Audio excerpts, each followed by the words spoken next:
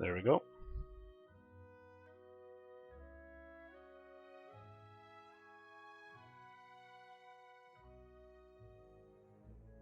Says I'm streaming at 27 FPS.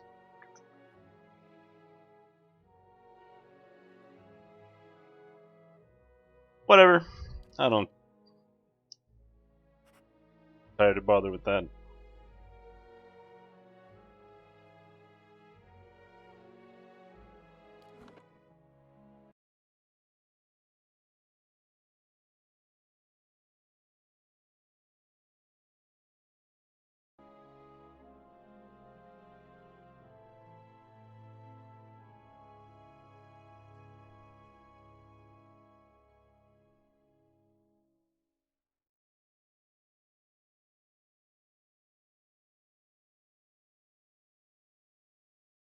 Now we just have to figure out what I want to play.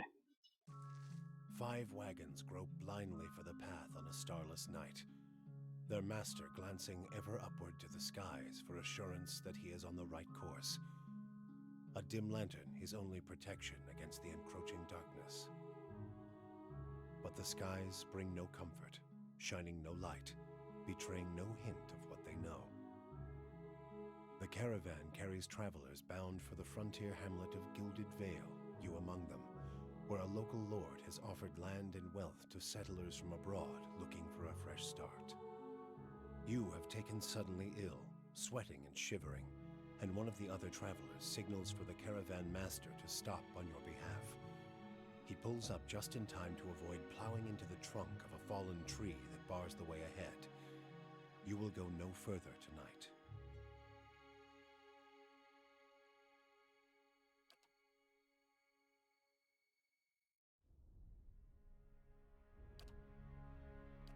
And I'm boring, so I'm just gonna go with human.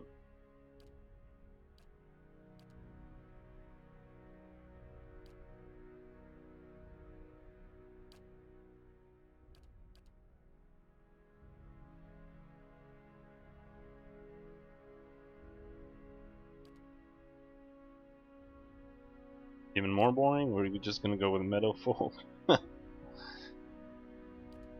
So at first I was kind of thinking about paladin, but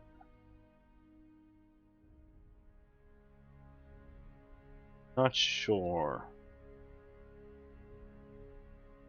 I don't want to go fighter because they're a bit dull from like an RP perspective.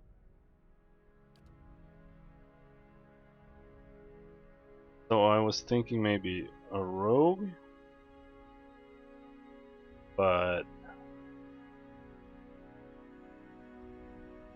kind of lean more towards fighter-ish feats and stuff, stats. I guess go with the rogue.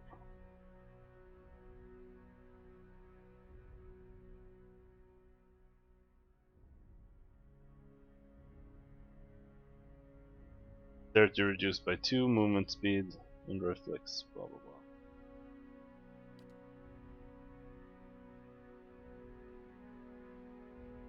I think blind is better. Not sure where you ever need to cripple things.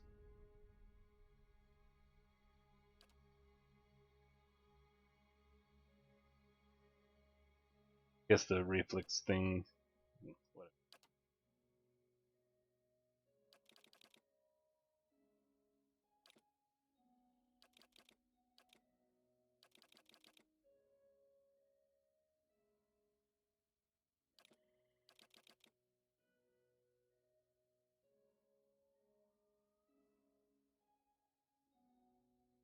And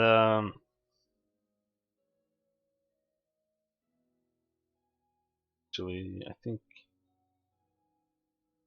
No, never mind. We already.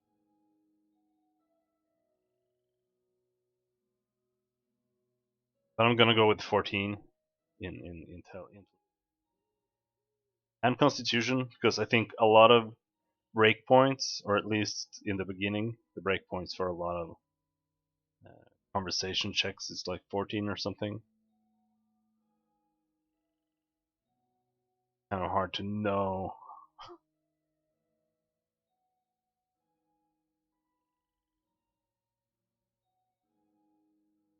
We'll just go with this.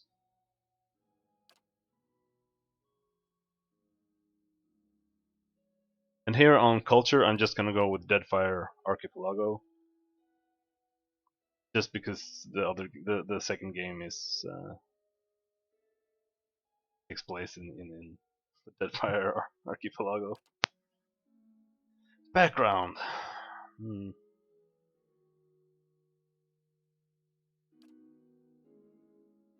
Your life on the wrong side of the law. What did we do when we were in the Deadfire Archipelago?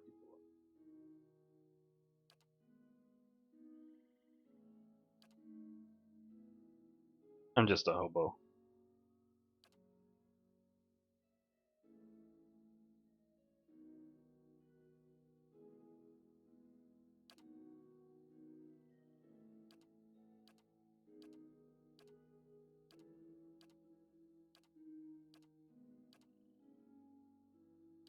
Odds are we're just gonna end up using the cloaked. This one. Always just end up with this one. Because it kind of works for everything. I think they added some new portraits.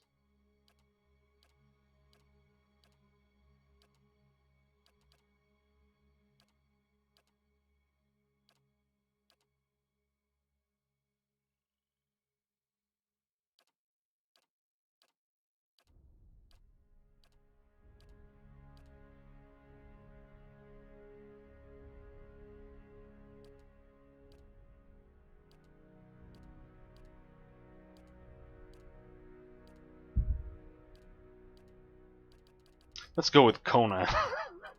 I mean, I might not be a barbarian, but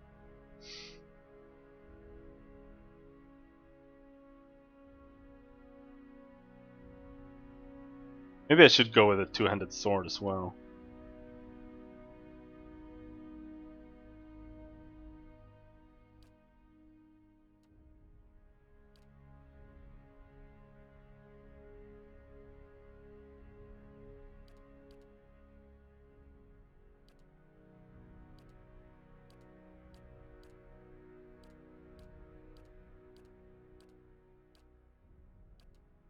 Don't know if rogues can use that, but we'll see.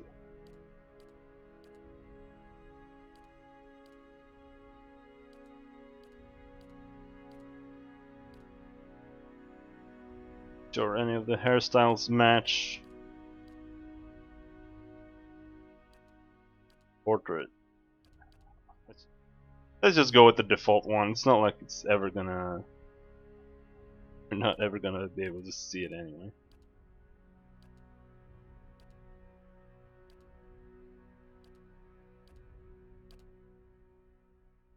Yeah. And here you go with Stoic, because it's the voice actor from Baldur's Gate 2. Let's go. Keeping quiet. Yeah. Follow me. At least I think it's that one. Let's go.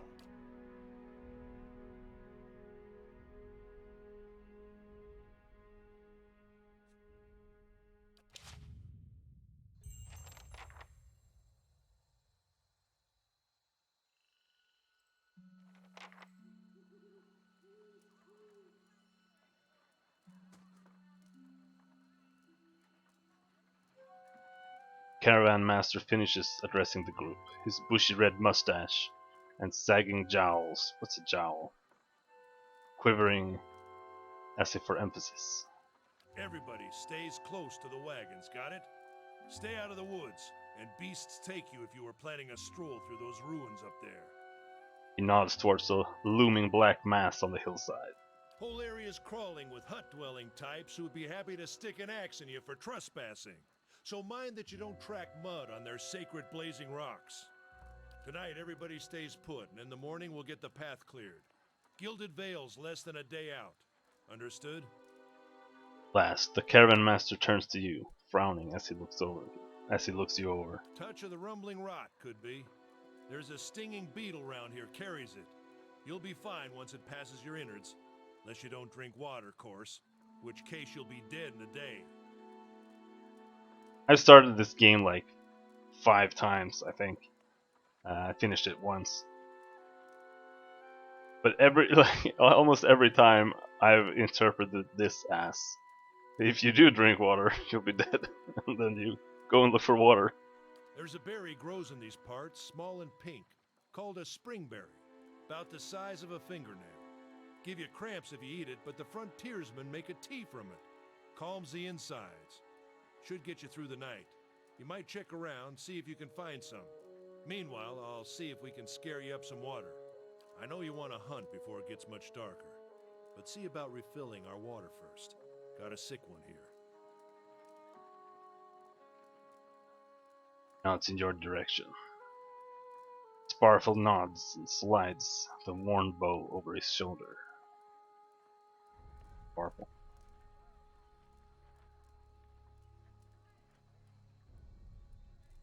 What are those Nothing you won't ruins? see on half the hills of Air Glonfoth.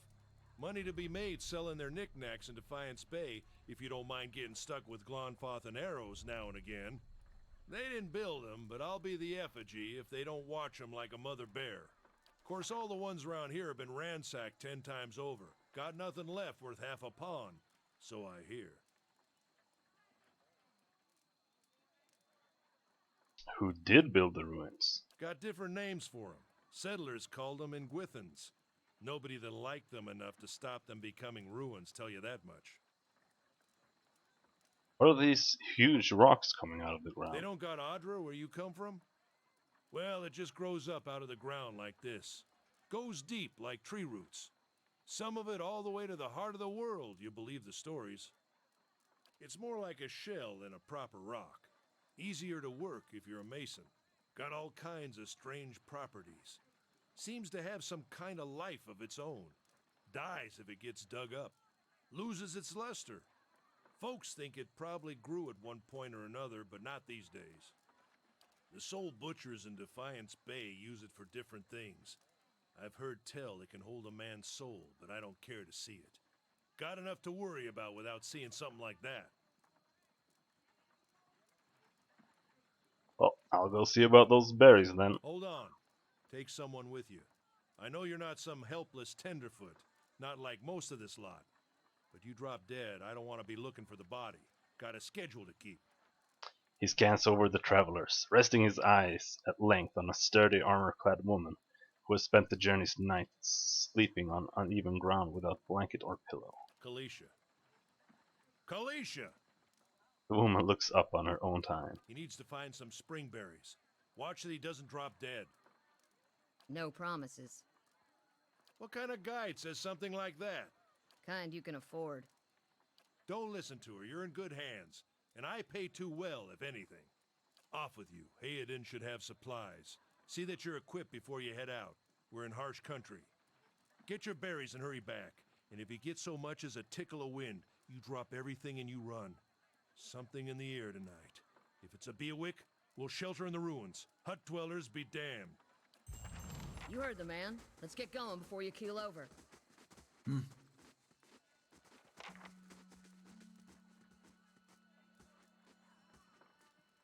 Can't believe how badly the game runs.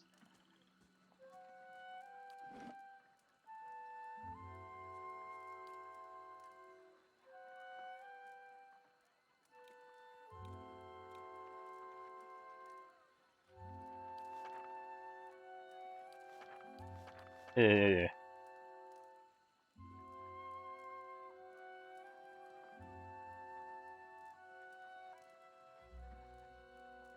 Oh, right.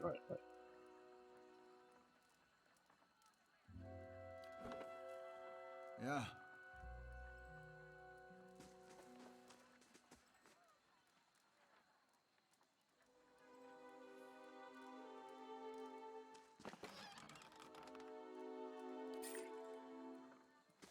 Anyone need supplies? I've got sundries for sale. Yeah. See a man wearing simple but mostly neat clothes. He's transfixed, however, by a ragged tear in the seam of his tunic. Brought a whole wagon full of goods to sell, but not enough shirts for the road. He scratches one cheek with his knuckles. It's covered with an uneven stubble, as if he hasn't quite gotten used to shaving on the road. Say, is there anything you need? I've got some basic traveling supplies for sale if you'd like to take a look. Let's see what you got. Oh yeah.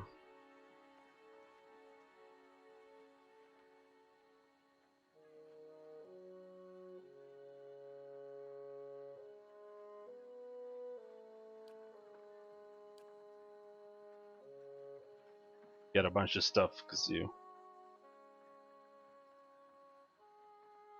it feels like it's like backer items, but I only bought it on Twitch because it was free. So I don't know.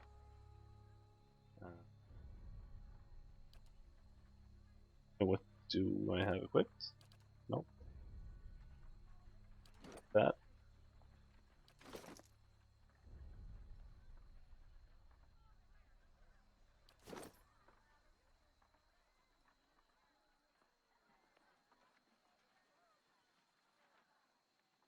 Okay, you don't start with any kind of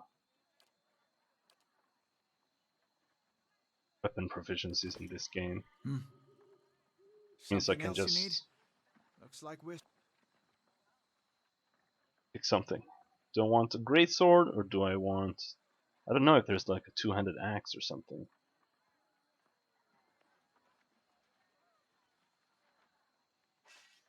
Great sword for now. I mean, I technically don't need to buy anything here because I already have weapons and it won't really make a difference.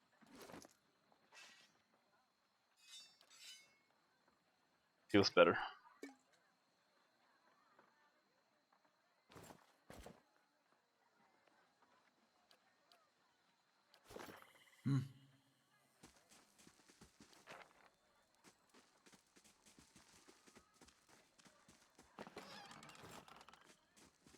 Oh, more things I can steal from the caravan. I'll get it open. Finished.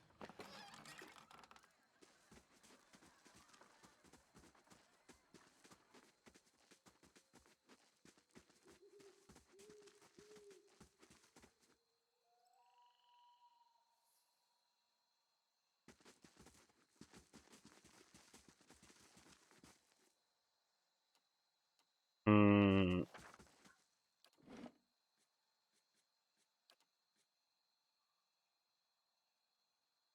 Want to be able to move the camera with ASD.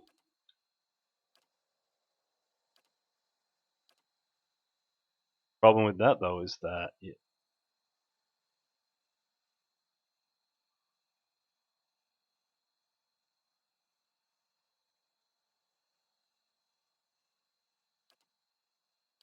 I don't feel like I need half speed.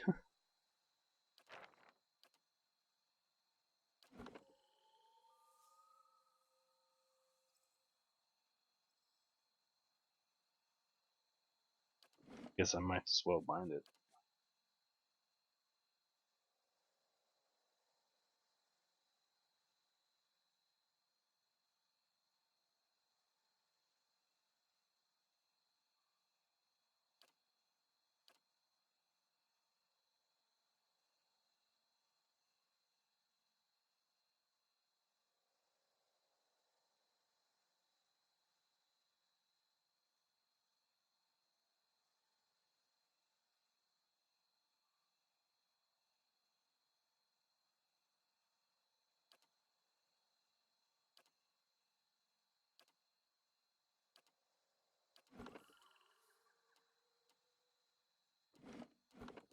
Huh? Whoa, holy shit, that was slow.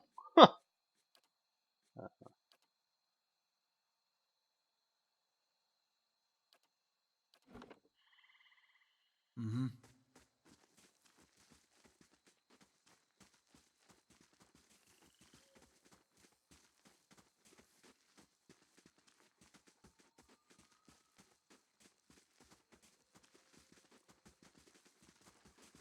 This is a good feature in this game.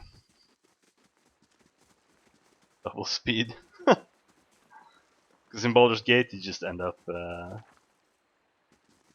spamming haste on your characters instead. Properly. This is recent. Not good. Fair.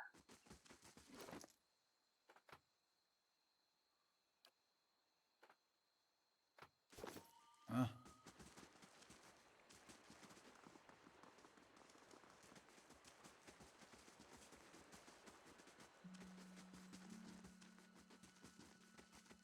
Let's check by those out. Let's check. Check by those outcroppings.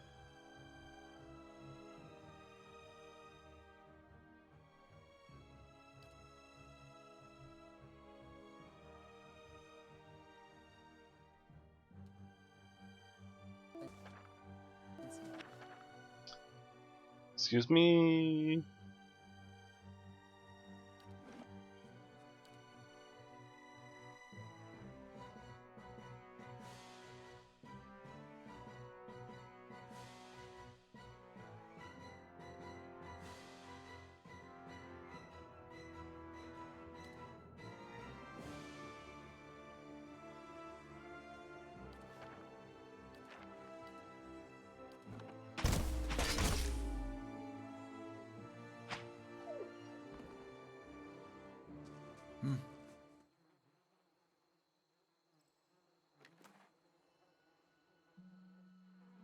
Game? Pillars of Eternity. Huh? This is it.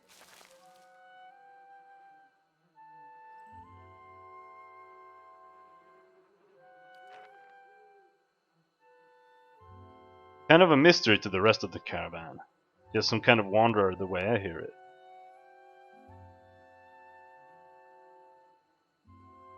You have to be when people are looking for you. Yeah?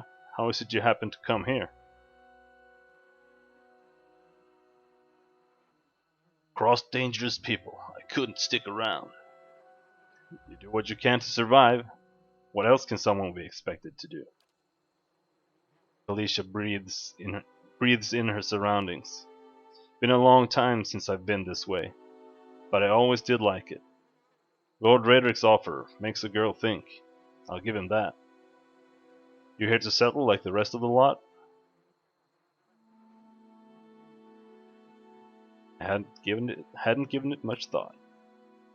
No harm in that. Might as well see the place first. So you must have some other plan in mind for coming this way. I hope to meet someone and fall in love.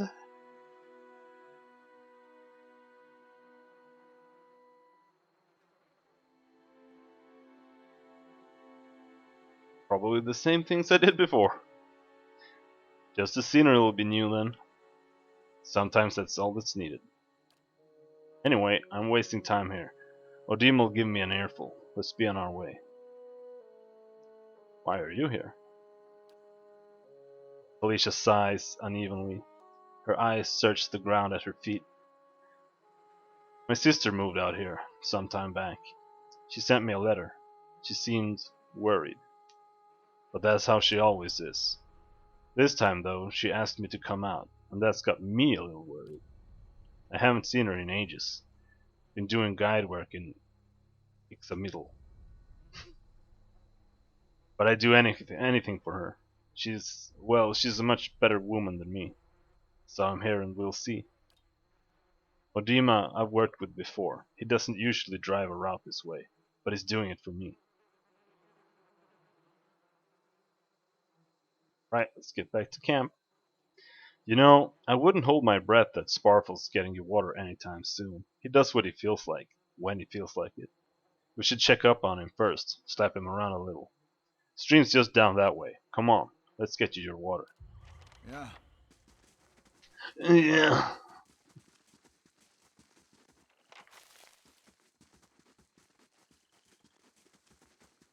Says I'm streaming at 15 frames per second. I bet it looks choppy and nice. Sparfle went hunting.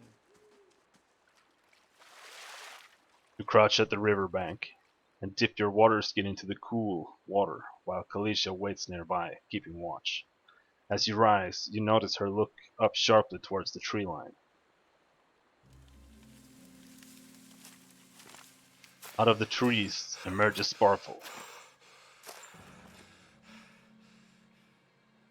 one of the guides, barely discernible in the dim moonlight. He no longer carries his bow, and there is a strangeness to his gait. His stride wobbly as he moves towards you with labored breath. Sparfle, are you alright? Sparfle's toe catches on a rock, and he collapses forward in a heap, the feathered shaft of an arrow planted between his shoulders like an enemy flag.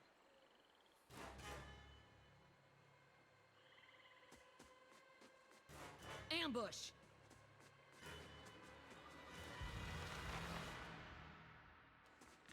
Dun dun. And knockdown. Jesus Christ, what is... Okay, target destroyed. Fair enough.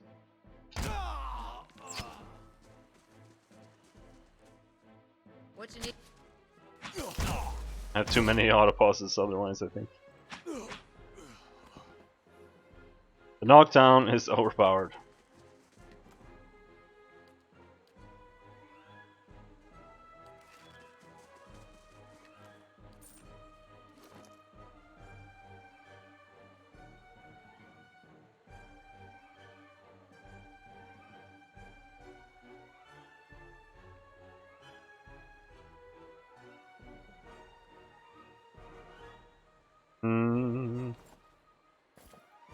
It's very tempting to just be like, fuck armor, but armor's pretty good, not gonna lie, because in this game it's just straight up. It just subtracts from the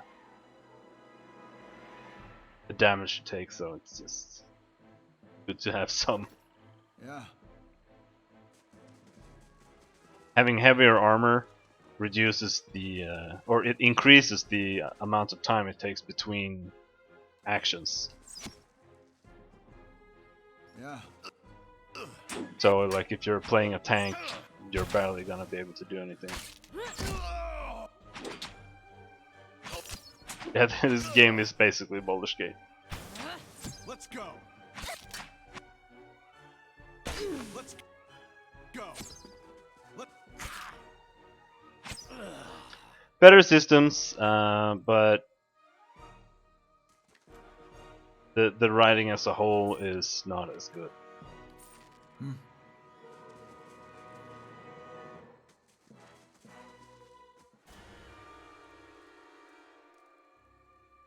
All around you lie the massacred remains of the other travelers, peppered with arrows and knife hilts, splayed and bug-eyed and filthy. Kalisha puts the back of her left hand to her mouth, as if to ward away some poisonous vapor. But the writing in this game isn't bad, but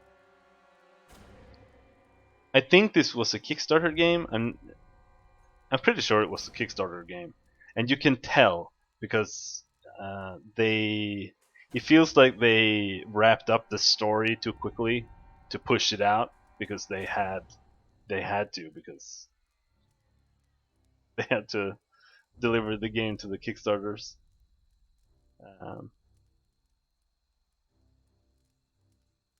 So there's nothing wrong with the writing. It's just cut off. Like the first time I finished it, I was like, "Wait, was that the last boss? It's over?" What? And that was the only thing that made me think that the game wasn't as good as it was. Otherwise, I loved it. A handful of dark figures stands above the fallen, treading on limbs and backs and heads, jerking their axes from bodies as if from half-split logs. One of them towering and severe, with a thick beard tasseled with knots, holding a wet blade at the neck of the man you recognize as Heoden, the last of your caravan left standing. Lay down your arms, trespasser. Do not forfeit this man's life for a fight you will lose. Why have you done this? You have trespassed in places of which no mortal man is worthy. You are trespassers and plunderers all, and we will see this outrage avenged. So I say again, lay down your arms. Don't trust them. They mean to kill us all.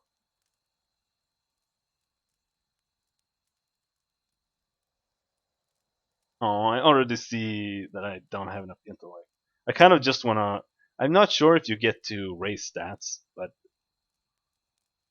I just put everything in intellect just to get dialogue options.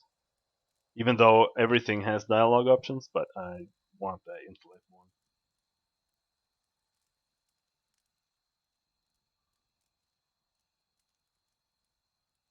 Go with might. Only a fool attacks a weak enemy while a stronger one yet lives. The man considers this, looking you up and down. Humph, yet. He shoves Heoden towards you. As he does so, the man rakes his blade against Heoden's torso. Heoden screams and stumbles forward, a wide gash in his clothing beginning to bloom crimson.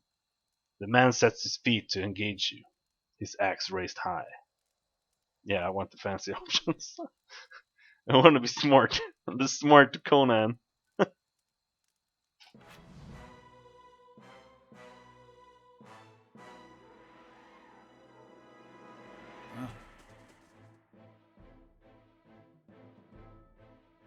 Okay, let's engage that guy.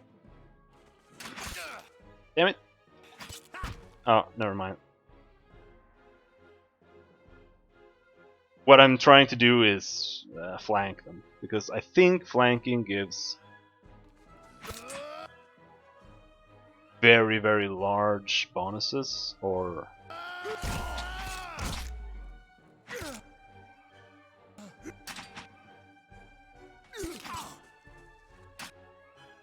large, whatever the opposite of bonuses is. Your enemy lies supine on the ground, unable to rise, his companions now silent among the other dead. His breath comes in wheezing, fitful gasps. He looks not at you, but at the sky above you. Forgive us! Barely audible, beneath his choked sighs, a whisper of wind stirs the air. At this, the man's eyes roll back as he closes them. Good, good. The gods are just. Well, debuffs was not quite the word I was looking for, but it's close enough.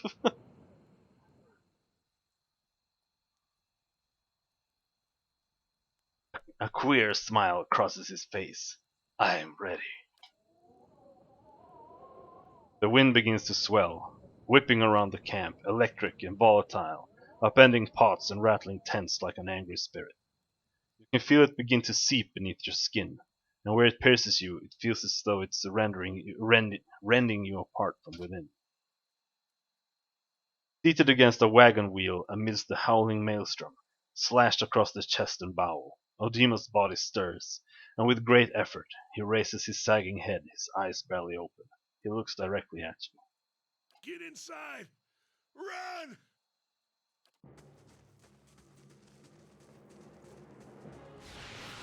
Of course I want the fancy words. Penalty, that's the word. That's what I was looking for.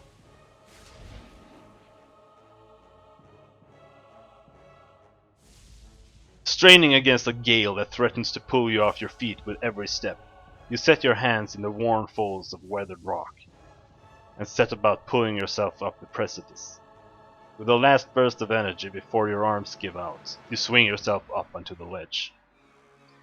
Heoden trails behind, slowed by injury and delayed by early hesitation. As he nears the face of the rocks, one of the fallen attackers who had been feigning death lunges for Heoden and topples him into the rocky ground. Restrained, Heoden lashes out against his fatigued assailant, but struggles to break his hold. They are close to you, despite the wind from your position. If you were to throw your weapon at the attacker, you would have a good chance at hitting your mark. Dexterity Wonder what that does. I don't think I've ever had 15 dexterity here. Throw your weapon at the attacker. Your aim is true, and the hit jars Heoden loose. Lurching to his feet, Heoden clambers up the base of the rocks.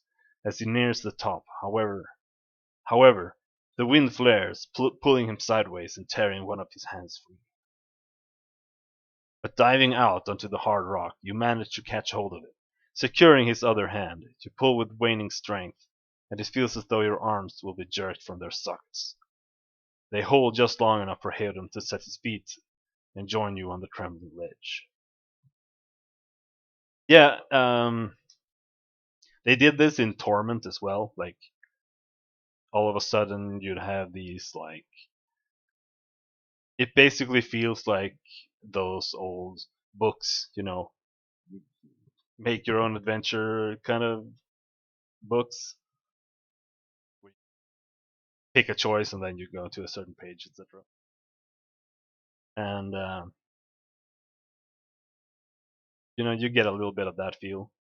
And since there's not a lot of graphic, they can have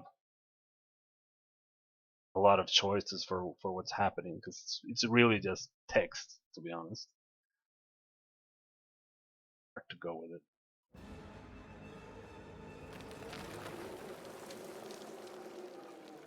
There is a deep resonance to the swelling wind now. You feel it in the rocks beneath your feet and inside the cavity of your own chest, as though it would shake the marrow from your bones. Each new gust menaces the old stones before you, loosening connections, unsettling balances. As you dart beneath the old archway, the entire portal begins to fall beneath its own weight.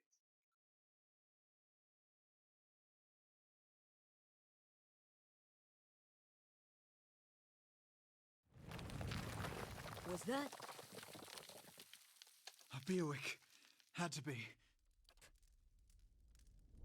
You're lucky to be alive. We're the only ones. There could be another collapse. We're not getting out that way anyway. Let's get further inside. Can you walk? Aiden's jaw tightens. He nods. Huh?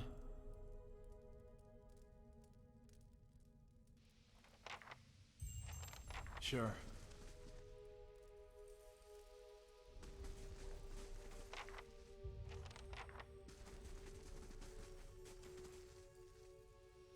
That should be far enough. But what now? Storm has to die sometime. What happened out there? Jesus. So much text to read. Kalisha shakes her head. Windstorm. Of a kind they only get in Air Glanfoth. Not too many people live through them, so it's hard to know what's true. The Glanfathan word is Beowik. To them it's the gods' way of reaping the souls of the land that couldn't find their own way out. But they'll take a living soul as soon as a dead one. Still got yours? Who attacked us? Glanfathans. Those be the hut dwellers Adima warned you about. Look to be fangs of Galawain, who are the twitchiest of the lot. They go ruin to ruin looking for fights with colonists. Poor Odima. I think he half expected this once we lost the main road. Glanfathans said we trespassed in the ruins. I don't believe that. Ojima would never allow it. But as much as the fangs are hotheads, Glanfathans don't attack without being provoked. Either they saw something and got the wrong idea, or she glances down the passage beyond, or there's looters in here with us. That's not something we need right now. Let's get going. Heoden takes a step forward, and his knee buckles, and before anyone can catch him, he stumbles to the ground, his cheek striking the time-worn cobbles. Say cheek? Yeah. On unsteady legs, he claws his way up the wall and back to his feet, but his stance is shaky, like a sailor walking on land after a time at sea. Could we maybe stay here and rest a few hours? I've lost some blood. It seems quiet off to the left. Might be a place to rest there. Can't afford to stay put. Those Glonfathans were riled about something. Could be we got company in here.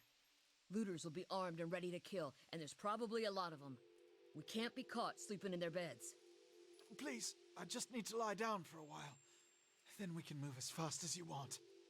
For me, we are gonna die in here if we don't get moving and get this place figured out before the looters come back. We've either got to find the exit or a damn good place to hide. Damn it, Kalisha. The man just got stabbed in the chest. We've got to take the risk and let him rest. We need all three of us at full strength. No offense, but there's people out there I'd much rather die for. There's some bug. I remember this from the last time as well. It like cuts off the audio in the beginning sometimes. Thank you. Thank you.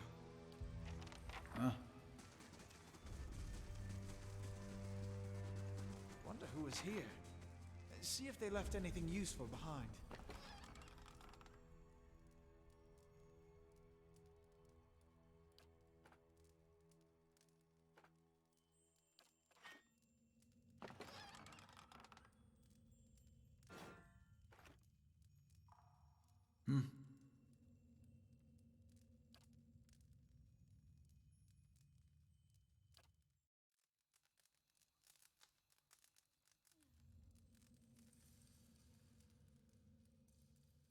Theoden stretches as he wakes, gingerly probing the gash across his stomach.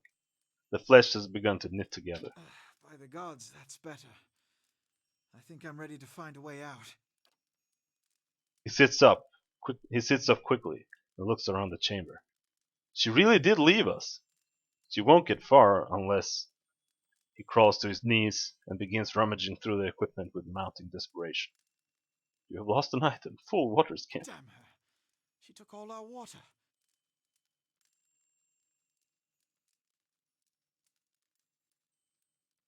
Hurry, maybe we can catch her. Don't remember that happening.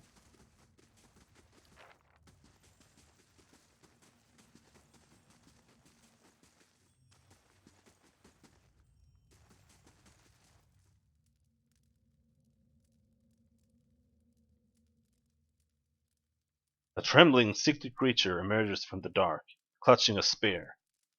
Knobby elbows and thin ribs show through its scaly flesh, but you recognize it as a Zaurib. It watches you cautiously, breathing in ragged sighs. See, I'll tear you to pieces, lizard! Raise your arms and stand still. The creature cocks its head and approaches you.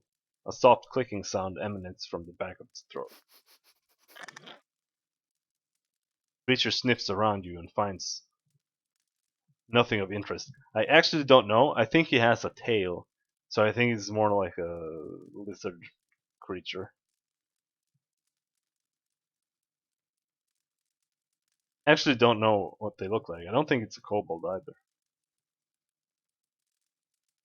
Steps back and resumes its defensive posture. It's okay, I won't hurt you. The Zaurip recoils, fingers still wrapped tightly around its spear. The creature cocks its head and approaches blah blah blah blah blah. Alright, fuck you, I'll tear you to pieces, lizard.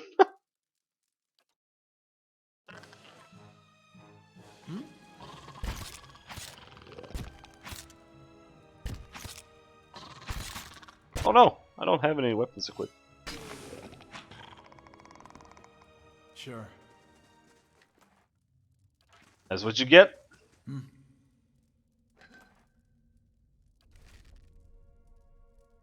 Sure. And might have noticed that my health went down and now it's back up.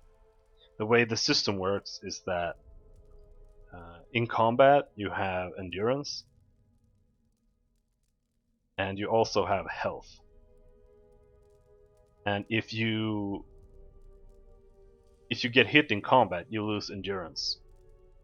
And if you go to 0 endurance in combat, I think, I might be wrong, it's been a while, I think you get knocked out and you get a wound or something.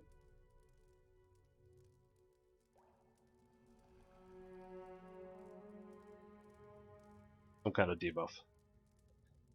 And then when combat ends, you get healed and you lose as much health as you healed. Huh?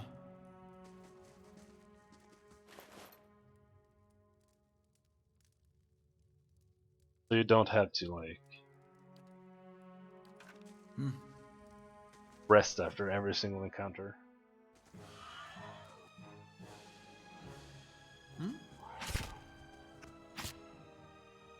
Oh, I want to see.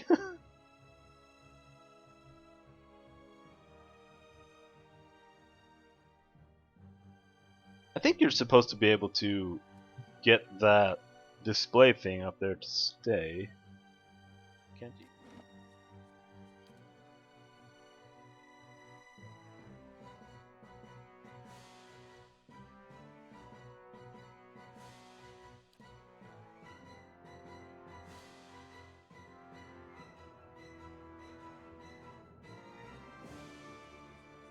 Oh.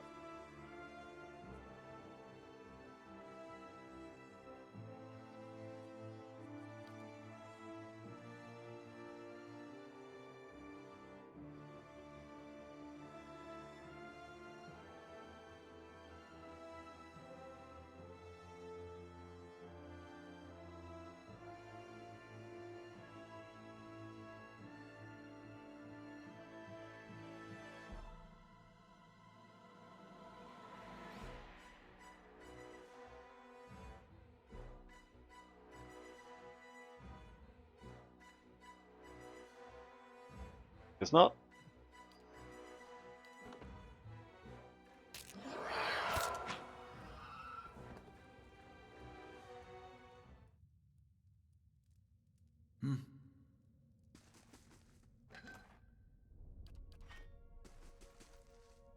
Take a look at the wall. Think we could get through?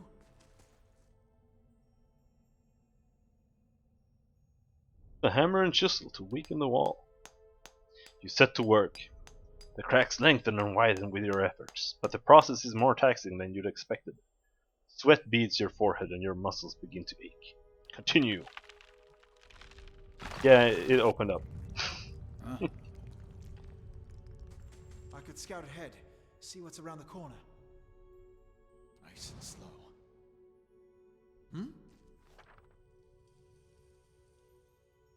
Let's disable those.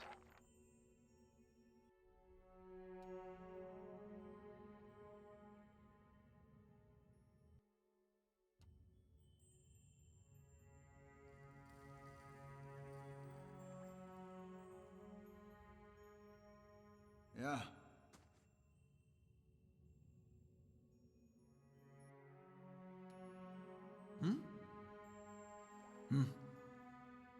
I'm not sure you really get any bonuses from sneak attacks.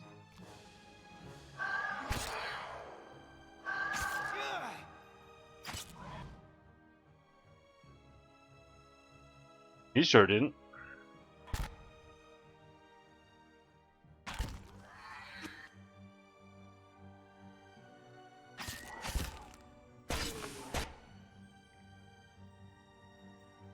Right.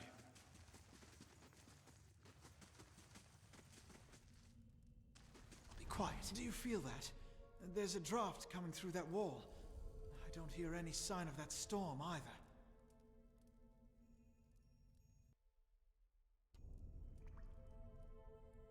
Fighters!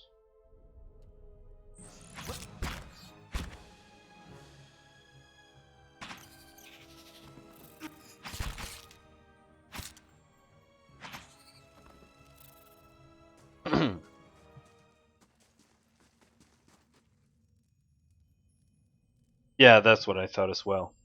But it didn't say anything about failing a sneak attack or anything.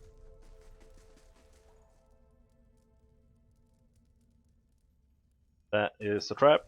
I know how the trap works, so I'm just gonna...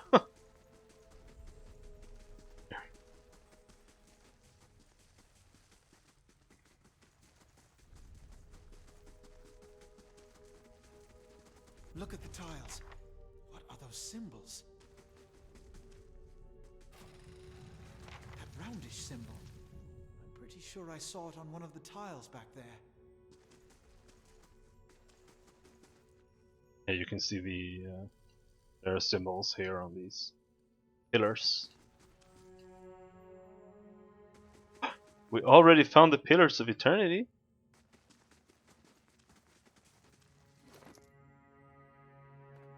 Anyway, all you need to do is whip a torch. Huh? Right.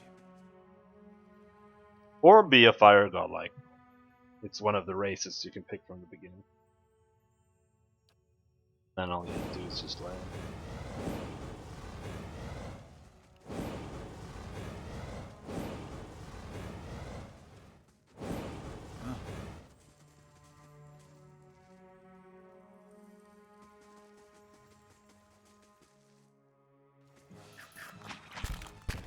Holy shit!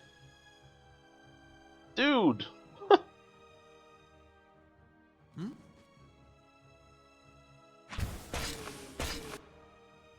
Uh-oh. Yeah.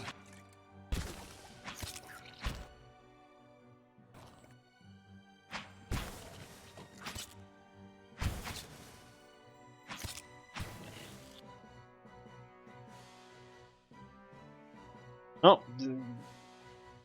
there is something called sneak attack, but I think sneak attack is just if rogues attack an enemy that is in combat with another enemy.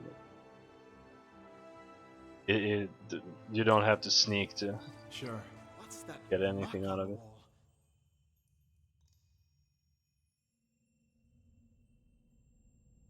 A vicious slick of something dark and tar-like runs down this wall. The shapes and bulges, the shapes and bulges in the ooze suggest that something lies beneath it, but you can't tell what. Oh right. Oh.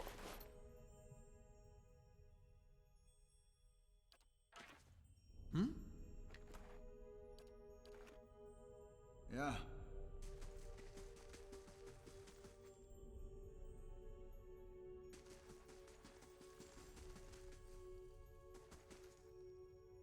Yeah, you mean when you sneak attack? I mean, I don't like Neverwinter, but yes. Anything after Advanced Dungeons and Dragons is better than Advanced Dungeons and Dragons. The Baldur's Gate, the version of D&D that Baldur's Gate and Icewind Dale are based on are so bad. It's absolutely absurd how bad they are.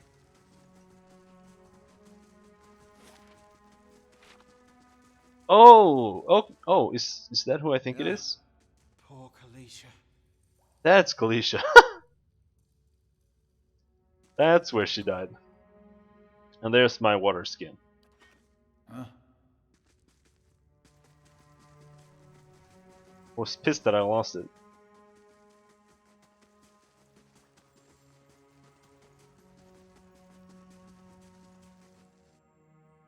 Because you use it here. Use your water skin to clear off the ooze.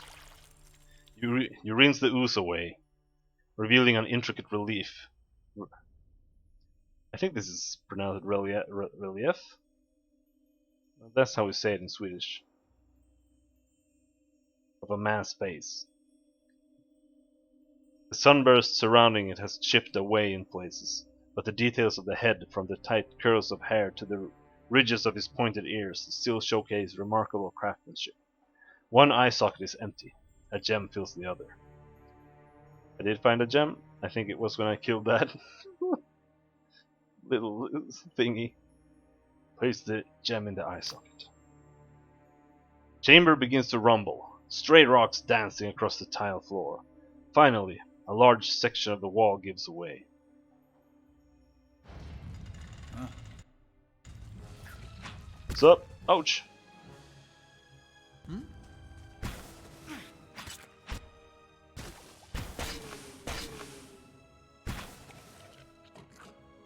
Oh, and in this game, uh, I don't think this game is based on Huh? Dungeons and Dragons. Like, system-wise, but it also kind of uses a lot of things that it does. Like you have per encounter uses for certain skills, and for some certain others you have like per rest. In Baldur's Gate, you pretty much only have, spells. That's it.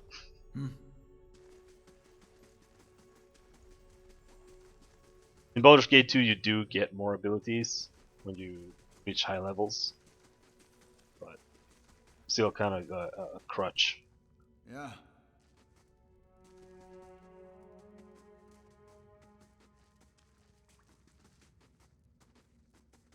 How can I help?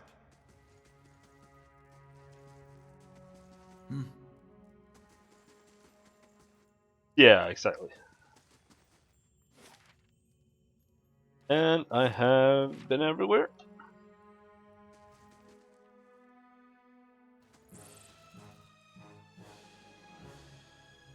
We can switch back Sure. from the torch. Let's go.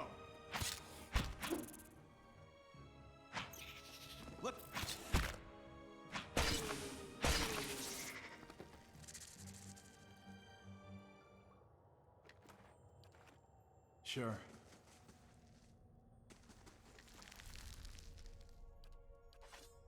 Huh?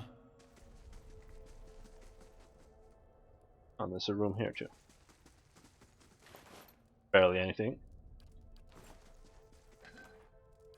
Yeah.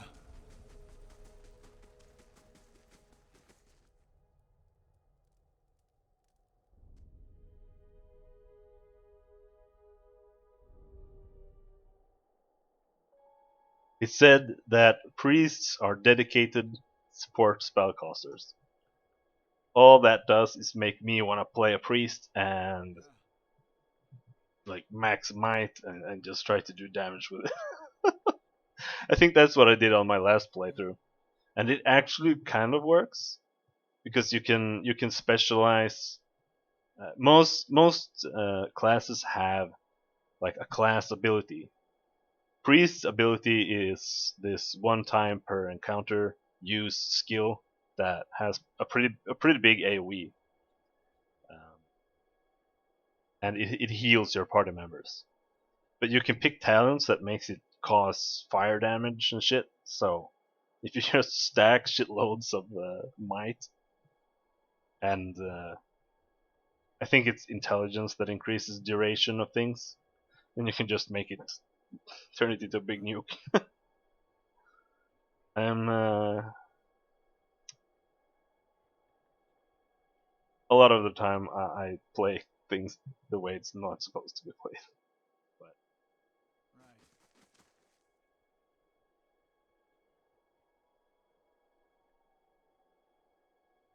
ooh, text. Older Road Man. 4 figures stand before an otherworldly apparatus, an ancient structure of chiseled adra and metallic veins, ominous and looming like a silent observer. Standing motionless in the midst of what appears to be a human body, colorless as stone or ash, the other figures gaze upon it in what might be contemplation. From your vantage point, you are well obscured from their view. The figure closest to the machine stands out among them. A thick gray beard frames a face otherwise hidden beneath a metallic mask.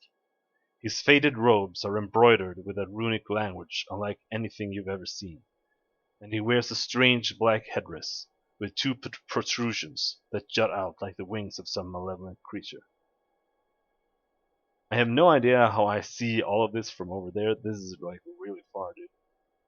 Oathbinder, bear witness, and see this man has kept his word true to his last breath, full to his blood's last drop. Guide his soul, queen that was, and regard it among your favored. Let his life by the key be his confession. Let his death by the key be his absolution. May he walk the world ever free of the crushing weight of the book. I turned up the music a bit, and I think that was a mistake. Overpowers the voices a bit. Your brother has done his part, and you have seen the power of his contribution. I will accept no further hesitation from the rest of you. In the sight of the queen that was, will you fulfill the oath? Will you take your place beside your brother in the endless esteem of her memory that is without flaw? Step forth, and be assured of the great worth of your life's course.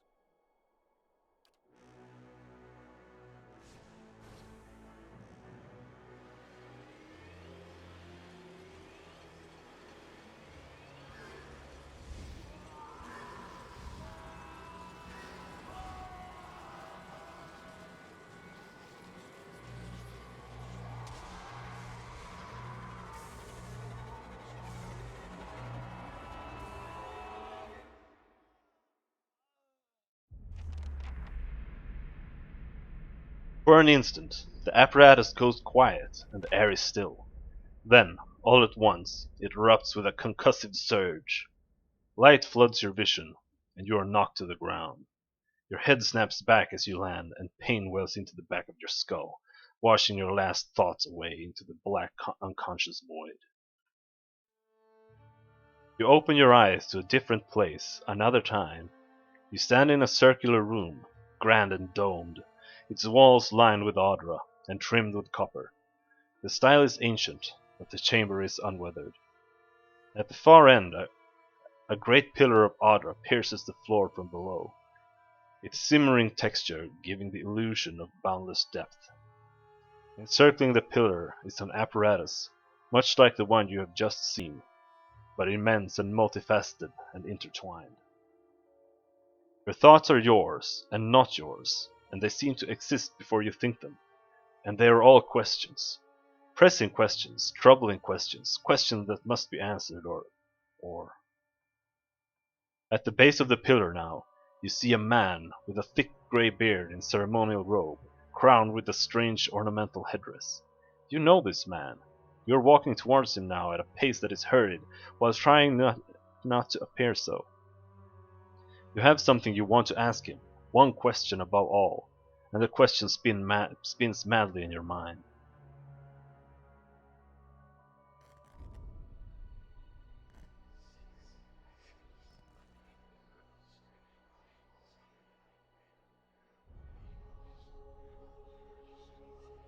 You awaken to find your malaise is broken, only to be replaced with some. Remember, we were sick. Only to be replaced with something far more concerning. Faint whispers are audible at the edge of your hearing, like a ringing in your ear that does not subside. Movement flints through your periphery, but when you turn to look, you can see no sign of whatever it was. You find your gaze regularly darting this way and that. An involuntary paranoid tic. If this is a sickness, it may be dangerous to go without treatment for long. The figures at the machine stand frozen in place, flesh and blood replaced by cinders and ash. The man who led them is nowhere to be seen. Find Heoden a short distance away in a shallow lake of his own blood. His body does not stir. You are alone and far from help. Gilded Veil may be your best hope of receiving treatment before things get worse. Let's loot him before we do anything else. There we go. Level up.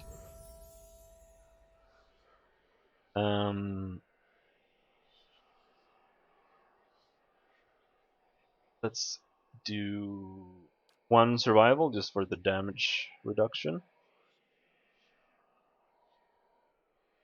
And rest mechanics.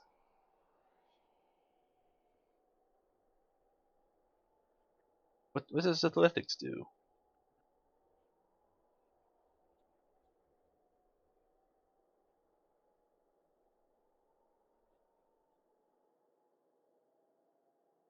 Mm,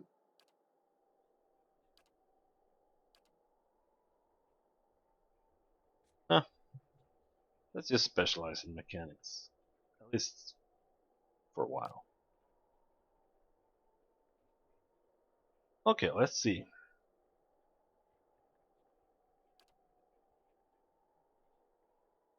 Yeah, here we can pick some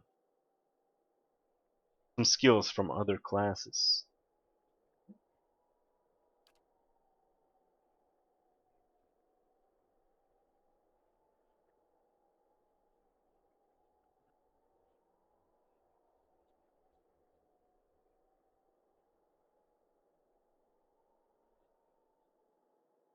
This is kind of weird.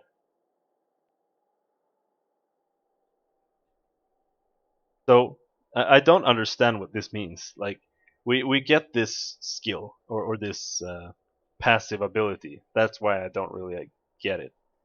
Uh, it will passively regenerate endurance combat per 3 seconds, but it also has a duration. So like, what does that mean? It only lasts for the first minute of combat, or is this just like some leftover from how they implemented this? This just gets reapplied constantly. Uh, Either way, I think this is the one I'm gonna go with, but I'm not sure if this is that good. But I want it to be a bit fightery. I might go with the accuracy one for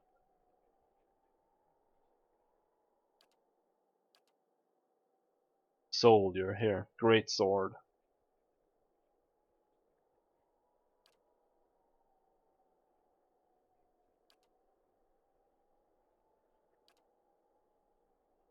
I prefer this a lot. Like compared to Neverwinter Nights or Baldur's Gate, there you had to pick a weapon focus for one weapon, and there's like a long sword, a bastard sword, short sword, there's katana. Here you just get kits instead.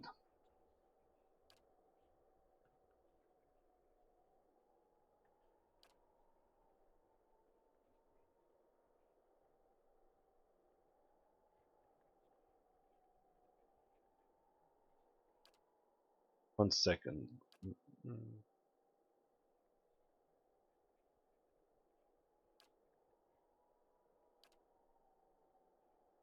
It's this that I'm a little bit interested in. It says battle axe, and I'm not sure if I want the two-handed sword or if I want the axe.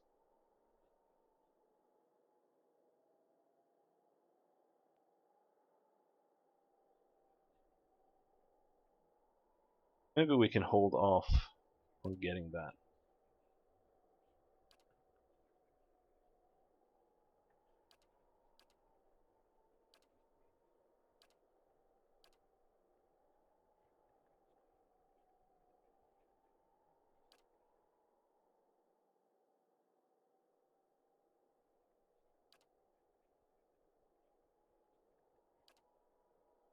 No sights. What are you? An edgy 14-year-old? But no, I don't think any game except Neverwinter Nights has scythes or scythes. Uh, it has a bunch of weapons that no other game has, like the axes with like the two double bladed axe. There's an axe on both sides, and the sword with that too. I always went for that when I played Neverwinter Nights because I was an edgy 14-year-old. um, but yeah, I don't think that's something that any other games really have. They did have the best crits. You're absolutely correct about that.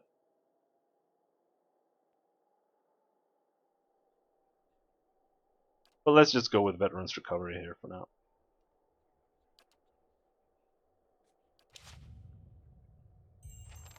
Yeah. We will get more talents.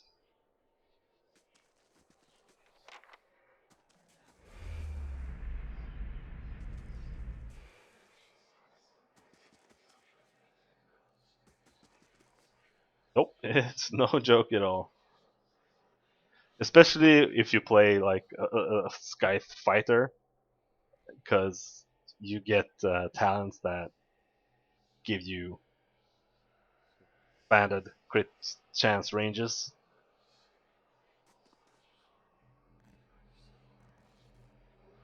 Let's just get through this.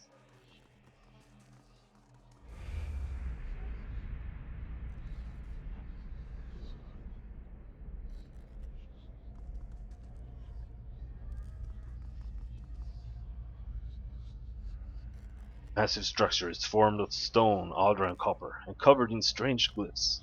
The air around it vibrates with an unusual energy. Vessel flesh. Need my vessel flesh.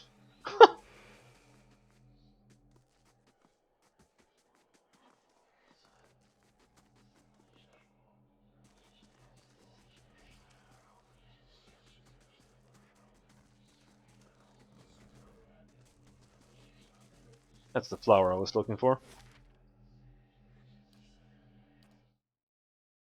But yeah, exactly.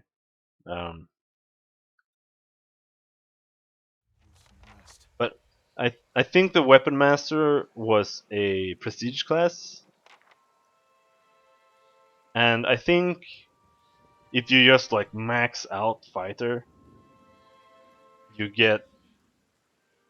I'm not sure if you need to max out fighter or if you can just get those as Weapon Master as well. But at least let's just say that you max out fighter. There's a feat called Devastating Crit, and what it does is it just one shots things. And then you have that plus cleave and greater cleave, so you can just like one shot the entire screen. And what I did once was I like edited a map and just added a bunch of dragons and demons and shit, and then I made a hacked max level character with just to try out all the feats and stuff. And you know, you just walk up to the dragons and just glug glug glug, glug, chop them up.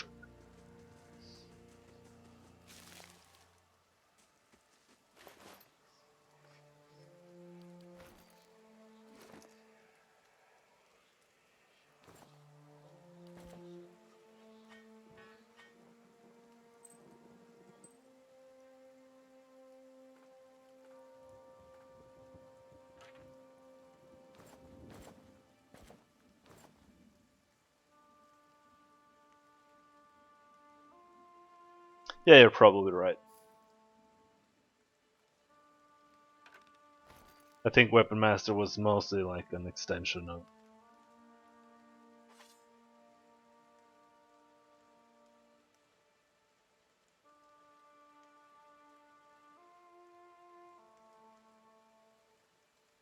Phantom's List in the morning.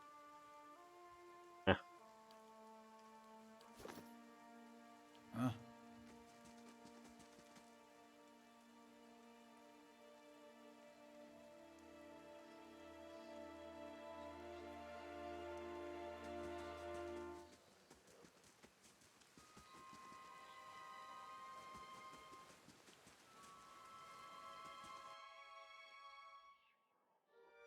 Keeping quiet. Let's go. Kick his ass!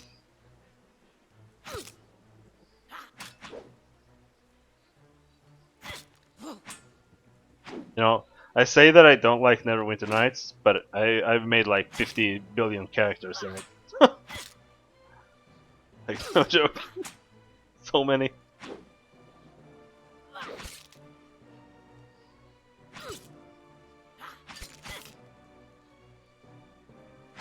I think this feat might be pretty good.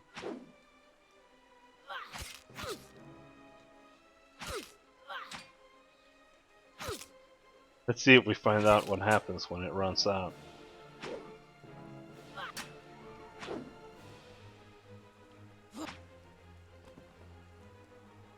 Ready to Oh, sleep like a god damn pig. it.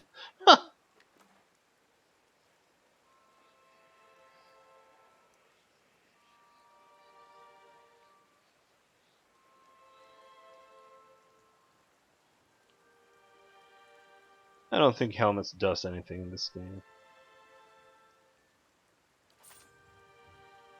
Yeah.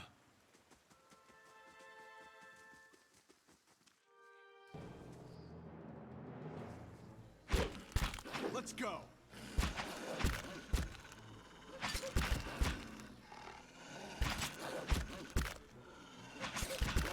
Ah, shit! Stop hitting me! Holy shit! Kill it! Ooh! Let's go.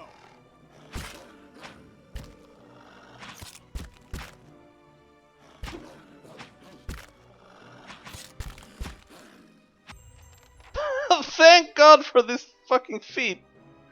Woo.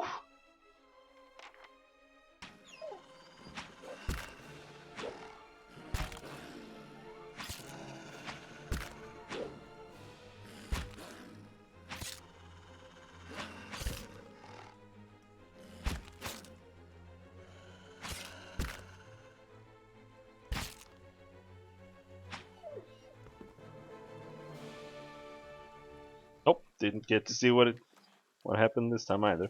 But I think it's just gonna run out. Oh, there. Worth a look.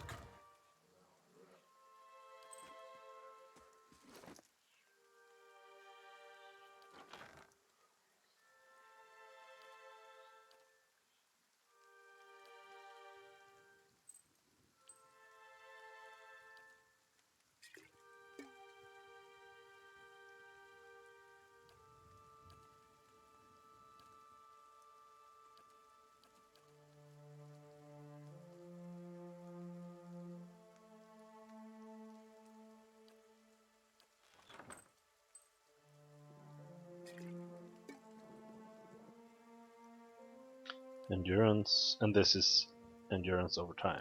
Right.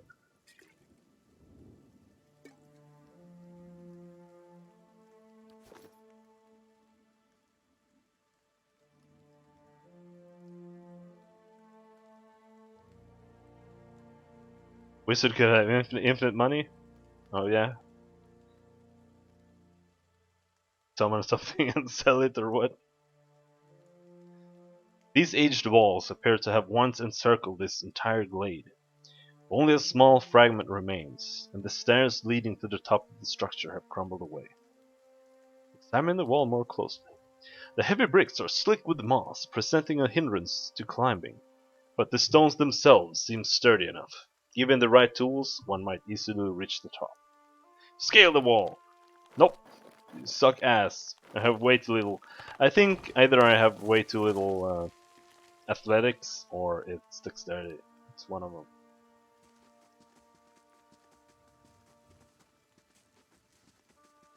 I need to rest.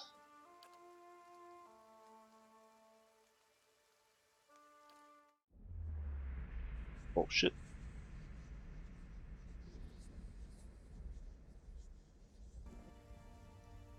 Huh?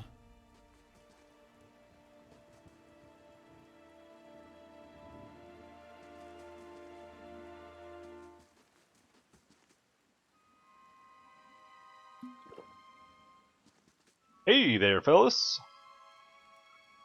The young dwarf tending to the stew looks up, startled, as he sees you approach. He drops his ladle, spattering stew across the ground. What? The bandit turns. Get him, you dogs! Make sure our new cook doesn't run off. Help! Help! Please help! One of the bandits gives Tenfrith a kick as they pass him, and he huddles.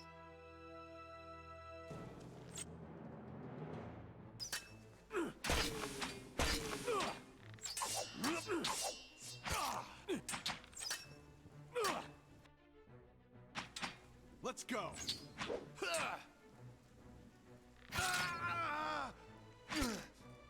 Oh, okay. You just buffed the weapon and sold it for more. Good game.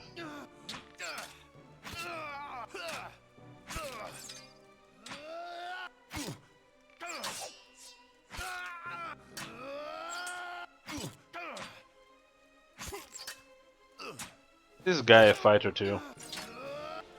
Is his? Kill this guy first.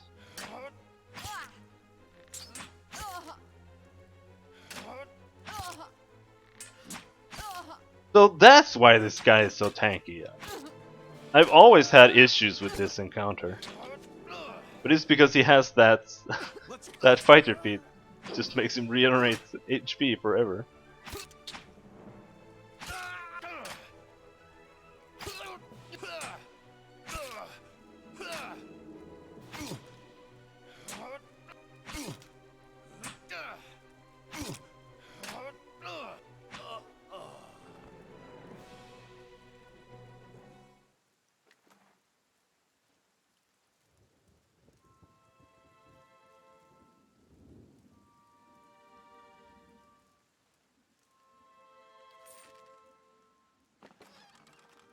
Hail, traveler. By the flame! Thank you! Thank you, thank you! I thought I'd be stuck cooking for these ignorant weasels for the rest of my life. Or until they were bored with me, I suppose. I must get back home. I only hope they haven't hired a replacement. The dwarf looks aghast. Listen, next time you're in Gilded Vale, stop by the Black Hound Inn. I'll let Pasca know just what you've done for me, and I'm sure she'll do right by you in turn. Oh, to be back at my oven again.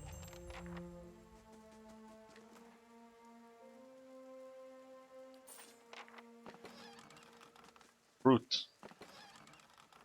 Or food.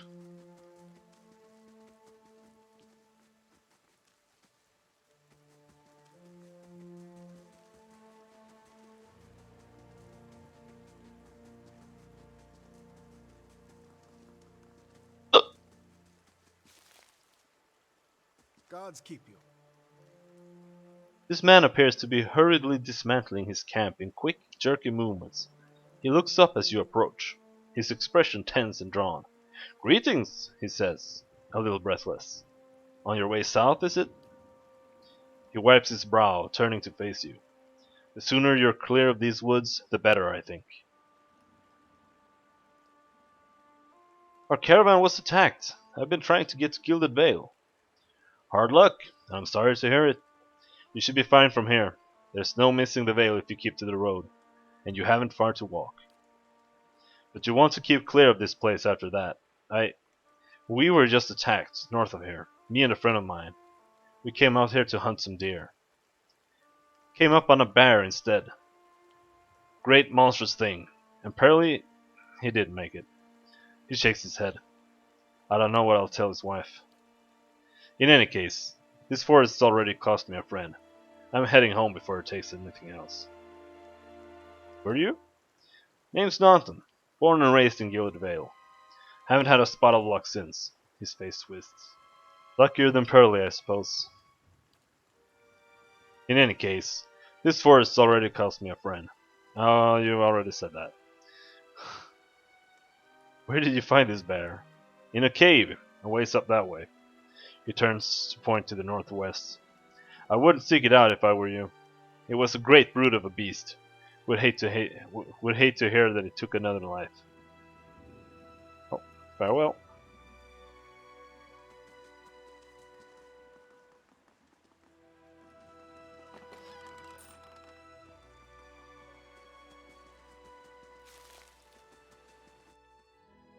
Let's Wolf. go.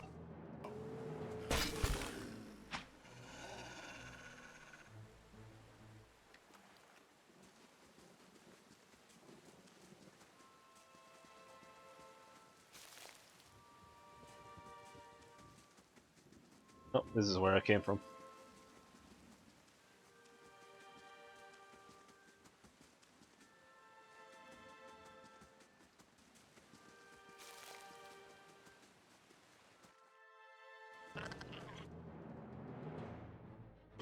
Saurips. If we scroll in, we can see they look exactly like kobolds. I actually think there are Saurips in Baldur's Gate too.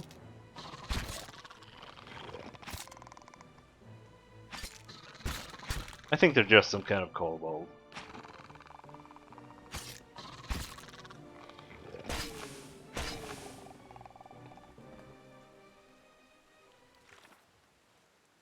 Encyclopedia.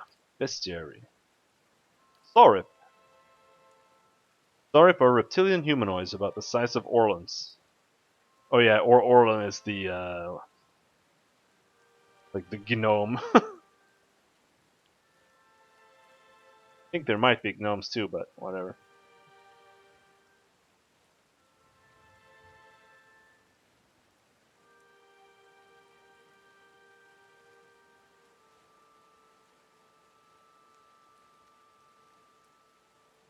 Saurips revere dragons as deities and build their communities around their lairs.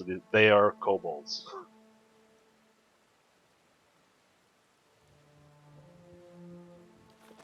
Huh? Saurip tongue. Sure, why not? Sure. Or fisherman.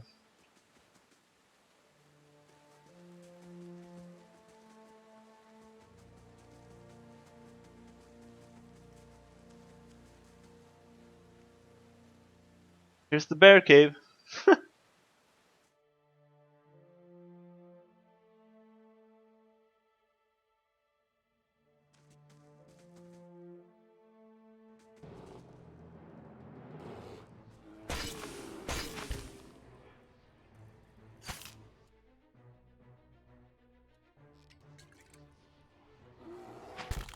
Let's go.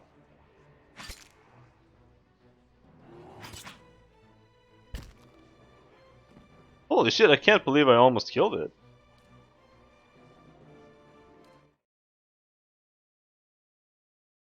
Oh, I was just gonna go in here to show you how I was not going to be maybe able to kill it, but we just used that potion early. Let's go. Ouch.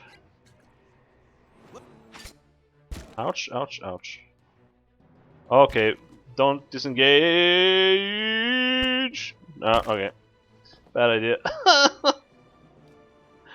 I forgot there's attack of opportunity. Come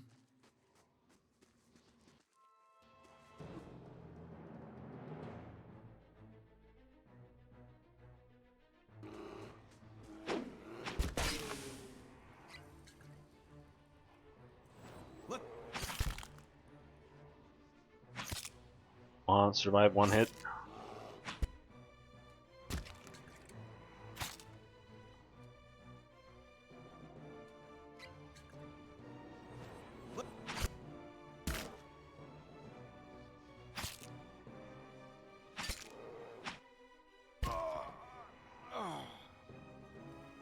Alright. Let's come back later. Right.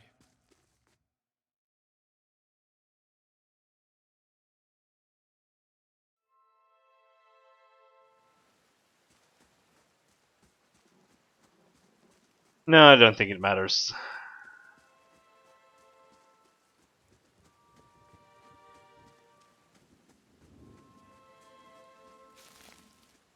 And it's not a big deal anyway. You can just find one party member and then come back.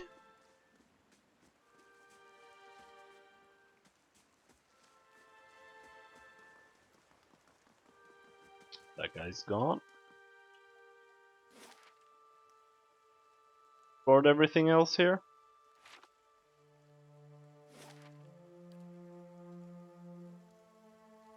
And I think we're gonna take a quick 5-minute break. Need to get something to drink.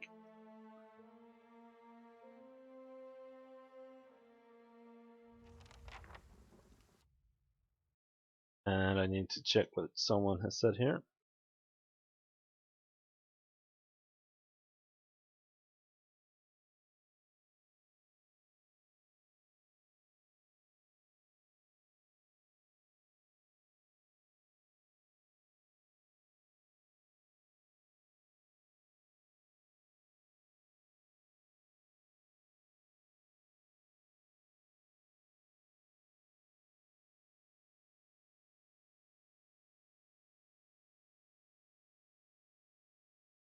Be right back.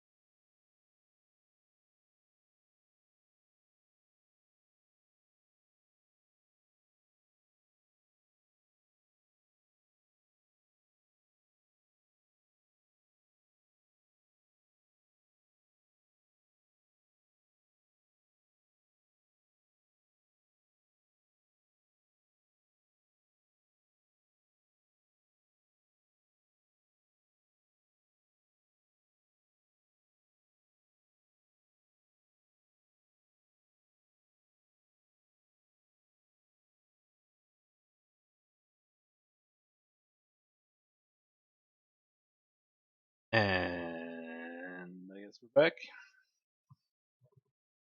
Turn up the lamp. More in the mood, I guess. Gonna see if I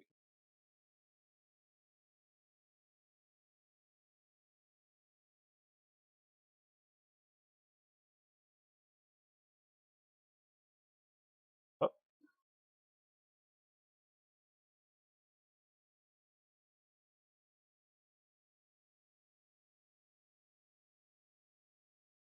that's as high as it goes. My webcam is from like 2003. I'm amazed it still works.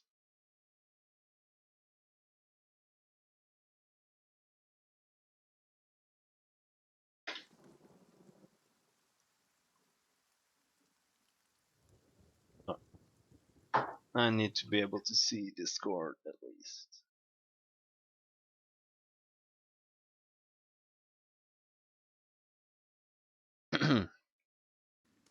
Yeah. There we go. I was gonna turn down the music. It was at like 35. Huh? Still be fine.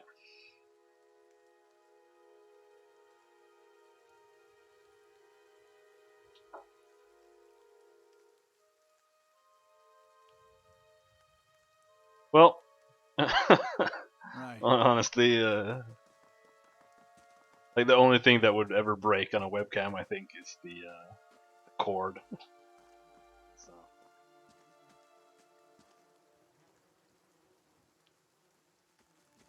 But it still works with like Windows. You must be one of the new settlers. I don't know if it Welcome works to with Windows Gilded 10, Vale. but it works with You'll be Windows pleased 7 to at know least. that we've had some recent vacancies here.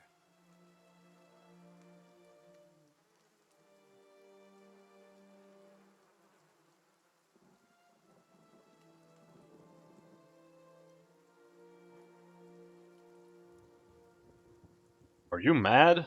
No wonder this place looks half empty. Only answer you hear is the buzzing of flies from the tree. Of course, we'll need to make some inquiries first. The inestimable Lord Radric VII has taken great pains to insulate our town from Widewind's legacy. Have you ever sired a Hollowborn child? Yeah, it almost feels like that, but honestly, I feel like the real issue with modern it's not just electronics, it's everything. It's that they whittle away at the the quality of the parts and all of the materials as much as they possibly can to save on costs. Because like you can barely buy a new spoon nowadays without it like bending from nothing. You have to buy really expensive stuff for it to be like things that your parents had.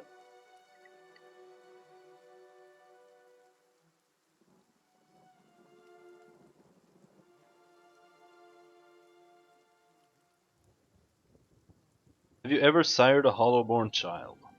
What are you talking about? That's a rather personal question. I'm gonna go with that one. And an important one nevertheless. Lord Raderick has made it his first priority to eliminate this scourge from our village. I should warn you, stranger. Here in Gilded Vale, we have a special place for dissidents, charlatans, and those who would hide a curse in our midst. Steps to the side and inclines his head ever so slightly towards the deformed tree. His lordship's wife is with child and due any day now.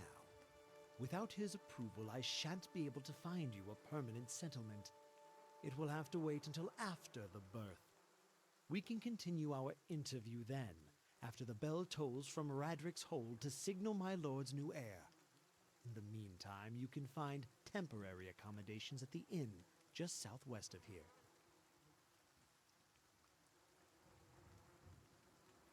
Hmm. Okay, so They seem rather twitchy around here, so I'm not gonna tell them that.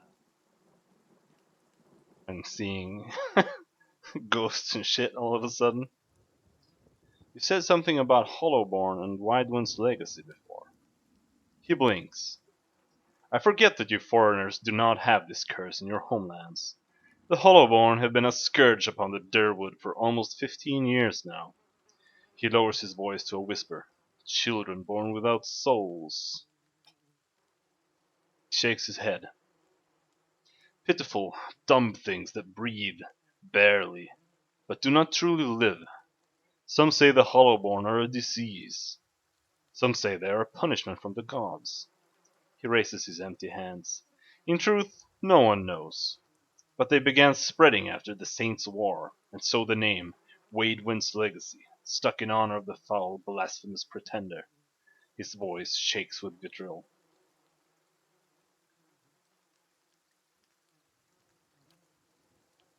I'm not sure I want to eat those fruit. Lord Raedric's decree may seem strict at times, but he has our best interest at heart. He nods. If you have any other questions, don't hesitate to ask. It's important that everyone in Gilded Vale understands our rules.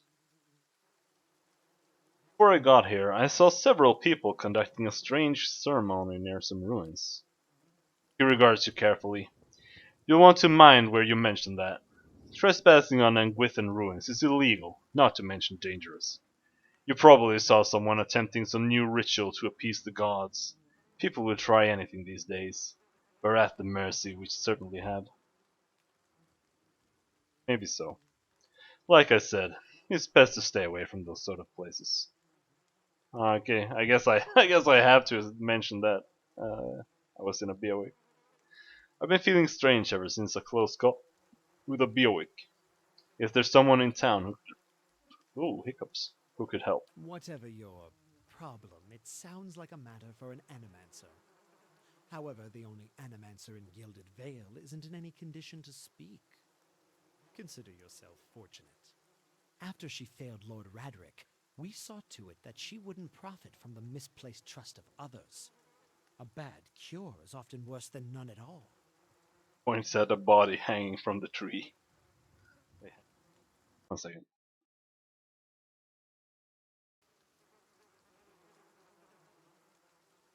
But if you're set on finding a bottle of troll piss or a dead Audra pebble to rub on your forehead, you're welcome to check her pockets.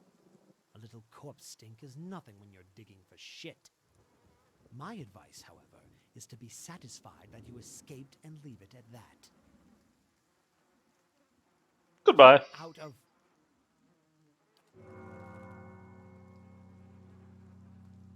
Listen! 2 tolls. Let that be the last. 3. Gods have mercy. It seems your arrival is ill-timed. 3 bells toll only for the death of a Radric. I fear Lord Radric's heir is lost, or else Hollowborn, and so Yep. lost all the same. You should tread carefully. Circumstances have changed a great deal. Don't threaten me, little man. Shakes his head, unmoved. It is no threat, only a warning. Lord Raedric will tolerate no threats to his kin or those who live upon his lands. Grief will not make him more docile. What do you mean? You come to us at a time of mourning. The legacy has struck at the heart of the Gilded Vale. Our efforts to redeem ourselves in the eyes of Bareth must be redoubled. He sets a steady gaze on you. Does this affect the Lord's offer to new settlers? I can be sure of nothing right now. I advise you to get some rest, the inn, or a stable for all I care. Find me afterwards. I will know more soon enough. Farewell.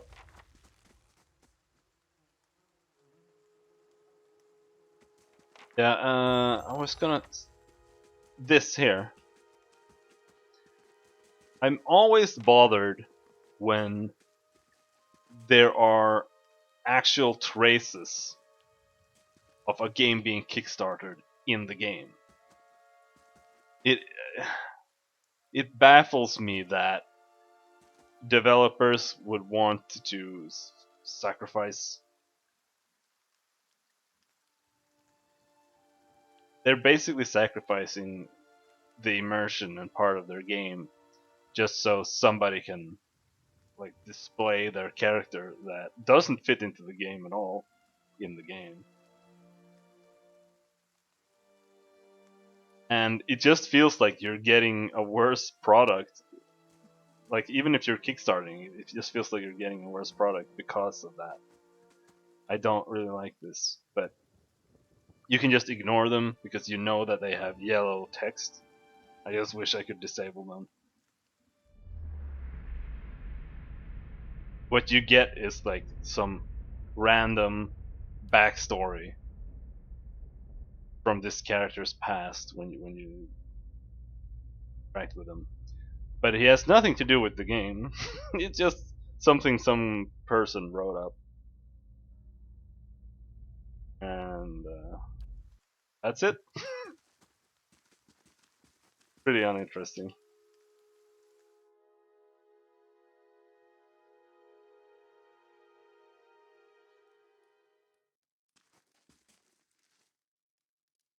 A dear wooden woman is standing in front of the fireplace, humming a quiet tune to herself, or perhaps to her unborn child, for she is she is clearly quite pregnant.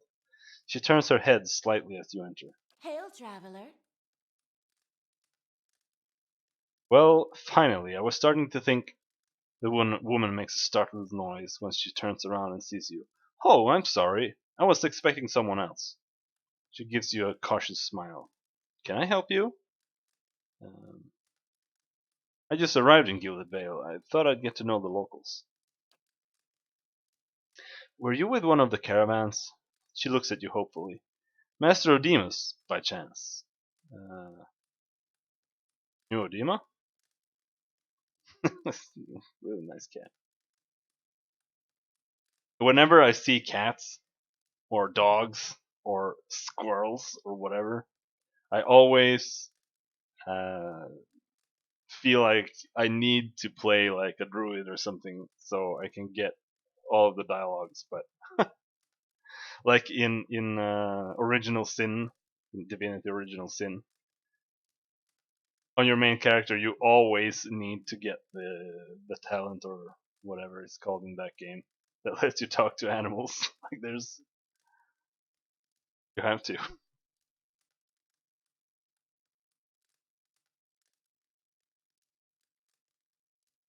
Well, no more than we asked. You knew Odima?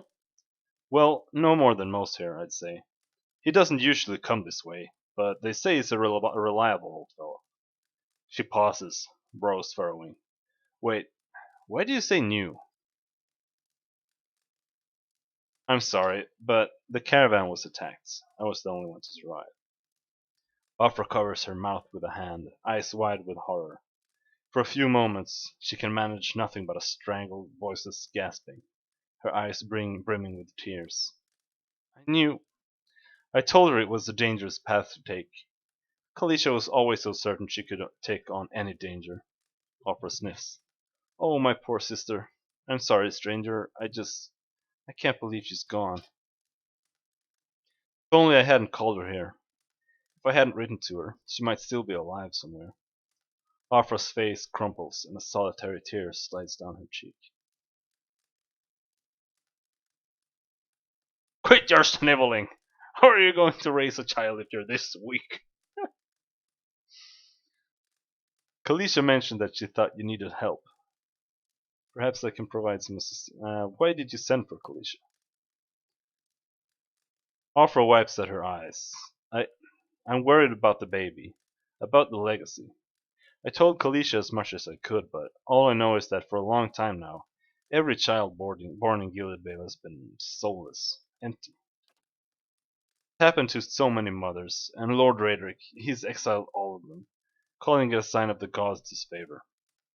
She sniffs. With my Hathorn. I love it. No, there's an A there. Heathered. Gone. I don't know how I'd manage if I lost my home too.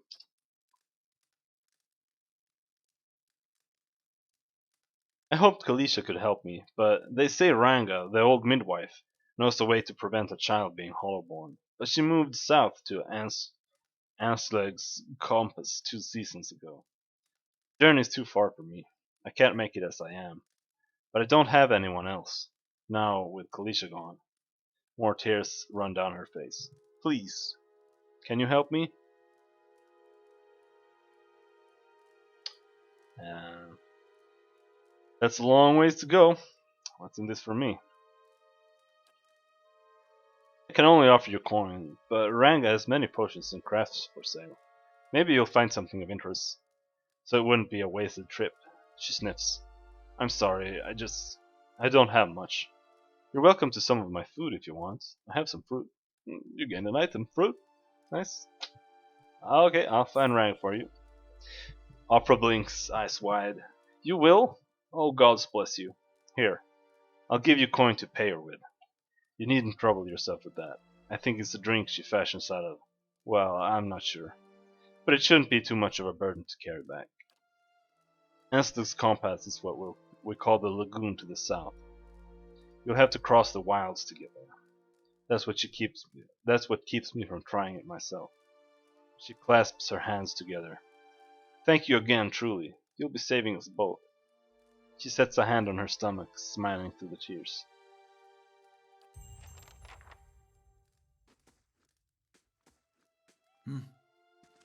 Can't talk to the cat.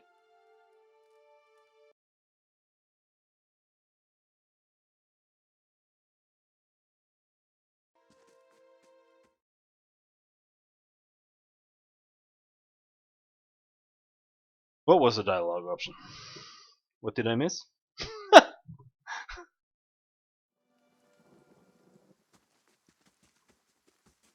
Why is this guy just loitering in her yard? Decent folks like you don't fare too well in these parts. Oh, it was? Okay.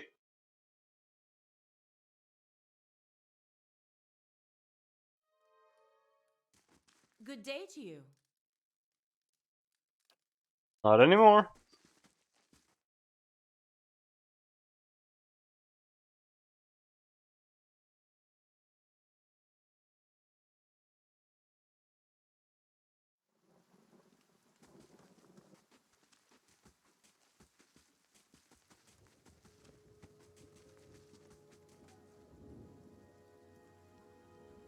You see 4 people gathered by the door to the inn. Their raised voices and chopping gestures just an argument reaching its climax. The first figure raises his hands for calm.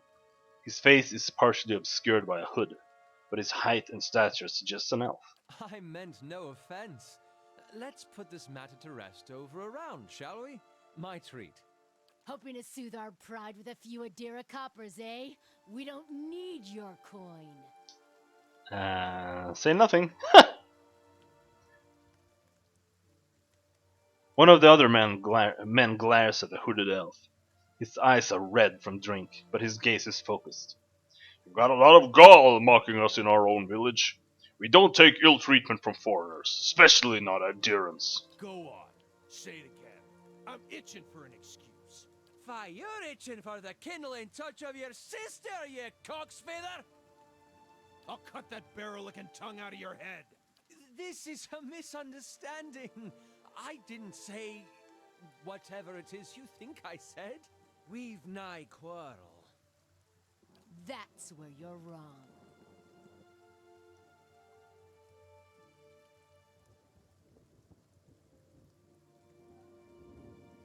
I don't think attacking him is such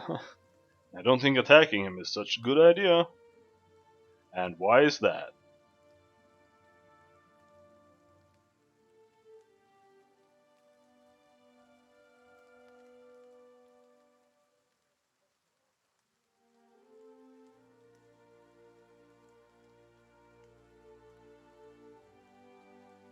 Go with intellect. If someone's baiting you as obviously as he is, It's generally wisest to walk away. They look at each other. One of the men gives the other two a warning shake of his head before turning to you. We're done for now. But this one better watch his step around here, because we're not going anywhere. With a final scowl at the elf, he turns to leave.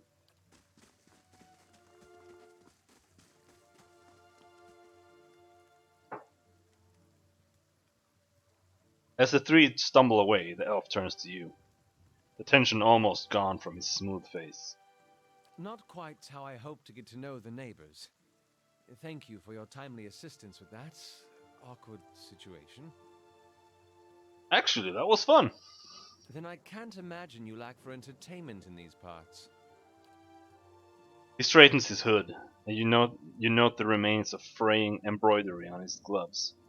His boots are caked with the dirt of many months' travel, but the leatherwork beneath it is sturdy and fine. Well, I suppose introductions are in order after that little fiasco.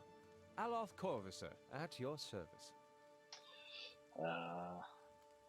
Better have more to say for yourself than that. He holds up his hands. Please, I didn't mean to drag you into this. Well, I'm a wizard by training, and an adventurer by necessity. I was born in the Seathwood, part of the mainland of the Adir Empire, and both of my parents served the nobility, which afforded me an education for which I'm grateful.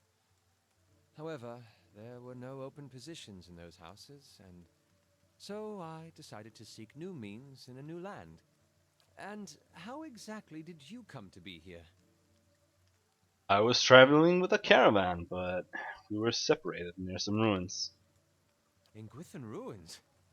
Well, those can be dangerous places during the best of times, which these are not. And half the locals would arrest you for trespassing, and the rest would kill you outright. I'm curious, what exactly did you find there? Hmm.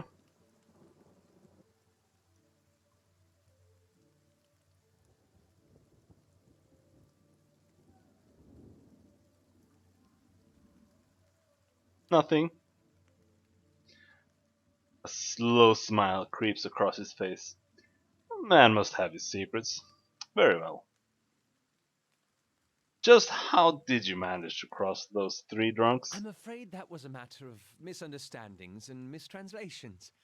It doesn't help that people in these parts remember their war with Adir like it was yesterday. You did tell that one man to go fuck his sister. Ah, that. He clears his throat and adjusts his sleeves. As I tried to tell them, they misheard me. Happens all too easily after a few pints, and the accent doesn't help. I see. For which I am grateful. Hmm. What are you doing in Gilded Vale? Excellent question. I came looking for fresh air and cheap land. Instead, the magistrate gave me directions to the inn and a story about the local lord's expectant wife. But I take it that's a familiar tale. And you? Um, I've been experiencing strange things of late. I'm looking for an expert on souls. Indeed. The local lord has searched far and wide for similar specialists. He has rid himself of them almost as desperately. He nods at the gnarled old tree in the center of town. His darting glance takes a tumble down buildings and the fallow rock-strewn fields. I expect that such expertise would be best sought elsewhere. Don't exactly look like a Begging settler. your pardon, but neither do you. Yet, circumstances can find a person in the strangest of places. I should get As should going. I, given recent events. It's just as well. I've had enough of the watered wine and lumpy beds at the inn. They say even the owner tired of the place. Just up and left one day. It explains quite a lot about the upkeep. Perhaps I could join you. I could use a change of scenery, and I find it's better to travel in numbers. Eh, so do I. Let's go then. It's a bit forced. Like, this feels really more or less like how you would introduce another player in like a pen and paper session. It's like, oh, you met this guy. Okay, now you're traveling together. Okay. Excellent. I shall follow you.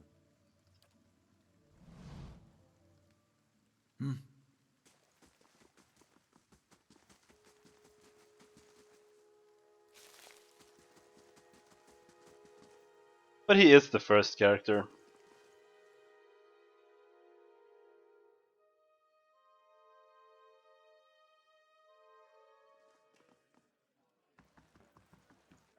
Good day to you.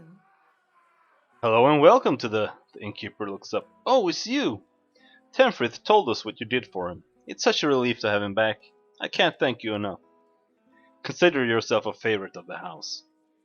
Discounts on drinks, rooms. Tenfrith said he wanted to whip up something nice for you. He's already back to work in the kitchen. So what would you like?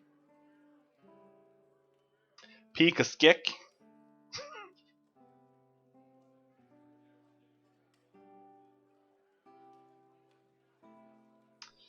I'd like a room, please.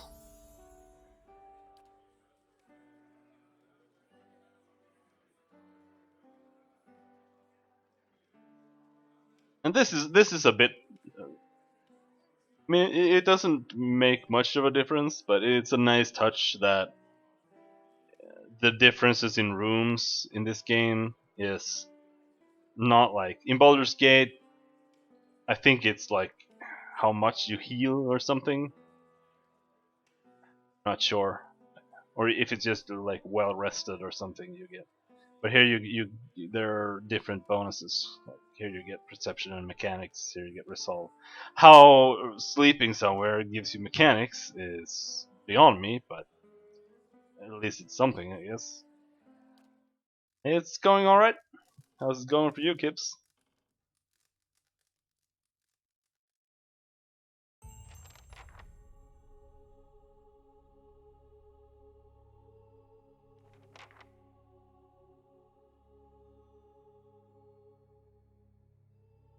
Your sleep is restless and fevered, assaulted by hisses and whispers, blanketed with a suffocating anxiety. You open your eyes to awaken, and find yourself in front of Gilded Vale's gallows tree, the creaking of its ropes growing louder in your mind until the sound is deafening. Hanging from the tree is an old dwarf woman whose face has shriveled inward like moldering fruit. Her head hangs limply to one side. As you look at her, she looms larger and larger in your mind until she is mere inches from your face. Suddenly, her head snaps up, and her eyes open, and they are empty, and behind them is a vast nothingness that makes your stomach drop. Her mouth slowly parts, and with a gust of rancid air she speaks a word. Watcher! You jolt awake, the foul smell of the dwarf woman's breath still permeating your nostrils. Sweat runs down your face in thick droplets, and your skin is soaked from head to toe. You remember the woman. You remember seeing her decaying face when you spoke with the magistrate. He called her an animancer. Though it fills you with a new, queasy apprehension, you feel a strange compulsion to see this woman once more, if only to confirm she is truly dead.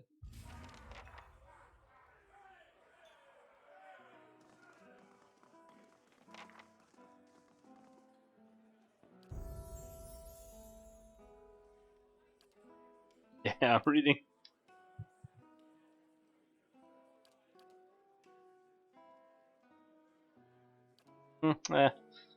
Screw athletics. I think in like dialogues, I think it uses the highest values from your party members, but I don't know. Yeah, you kind of have to read. I mean, otherwise, it just gets so weird for people to watch. Or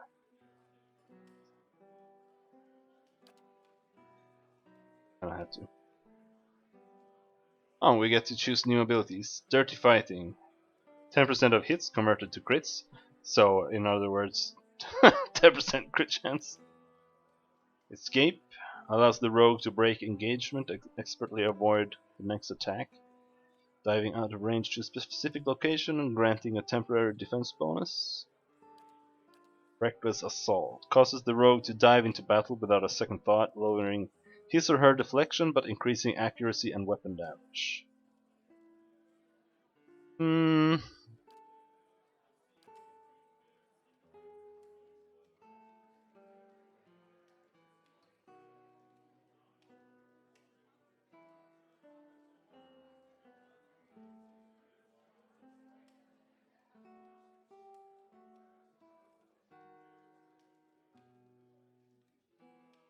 Hmm.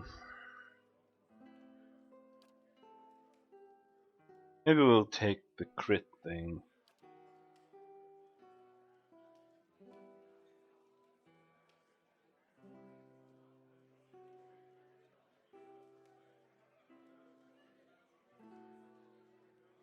Because it doesn't have any penalties, and this is honestly just 10% more damage than Dirty Fighting is.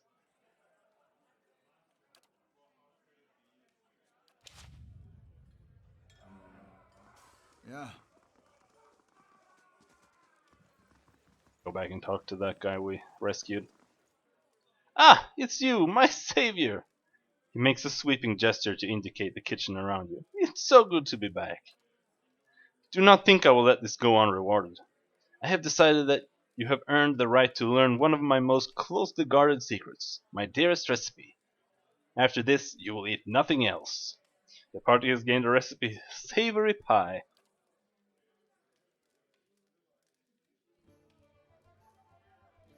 Savory pie to keep you hale and hearty. May it serve you well in your travels. Oh, yeah, you're right.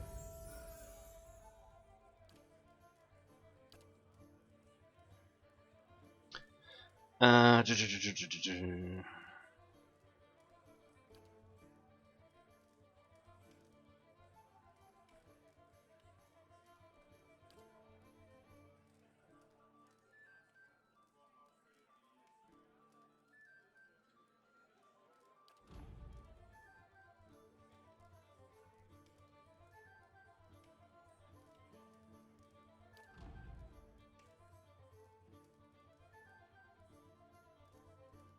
Let's not take mirror image.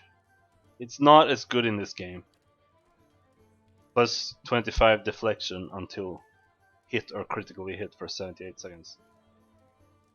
Like in Baldur's Gate, mirror image, I think it like absorbs the hits.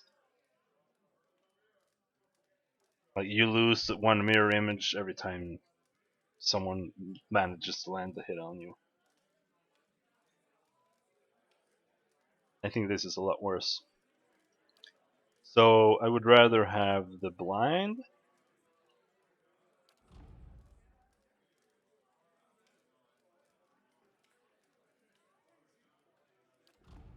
Hit Chris.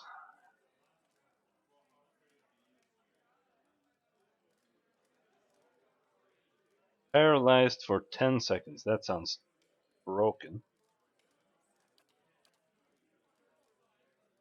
But this is AoE. Let's go with the AoE.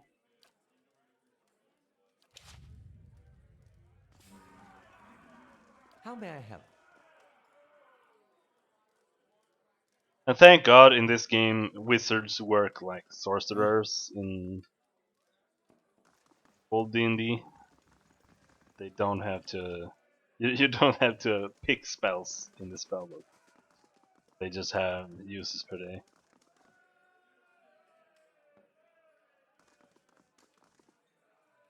Who are you then? Another fool come to answer Raedric's invitation.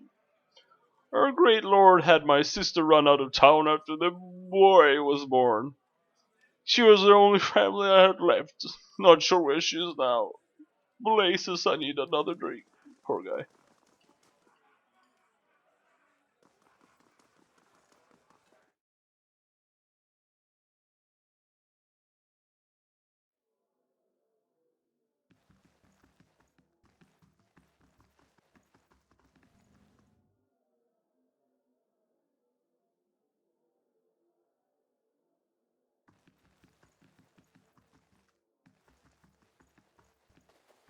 Well, you see, the problem is that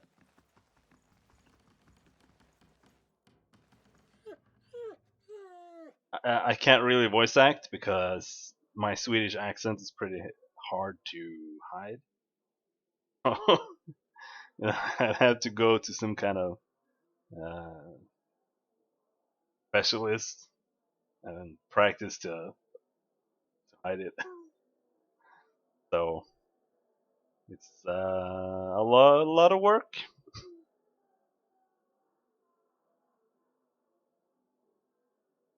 His hound stares intently at the covered window, head cocked as if waiting to hear a particular sound. He looks up when you approach and whines at a low note, tail wagging slightly. Pet the dog. The dog's tail thumps happily against the floorboards.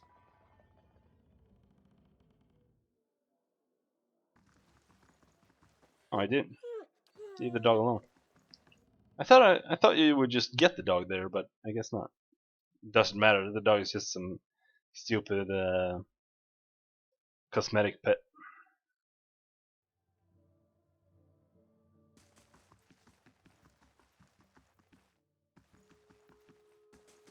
This is really early. This is just the first town. I've only played the intro.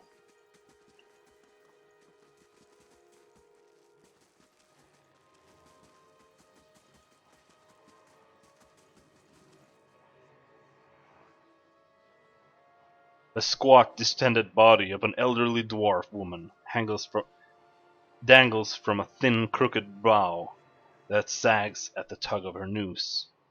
The bloated purple flesh of her neck, worn away in patches like moth-eaten linen, bulges over the rope that suspends her, and her lifeless head lolls forward rigidly from one side to the other when the breeze shifts.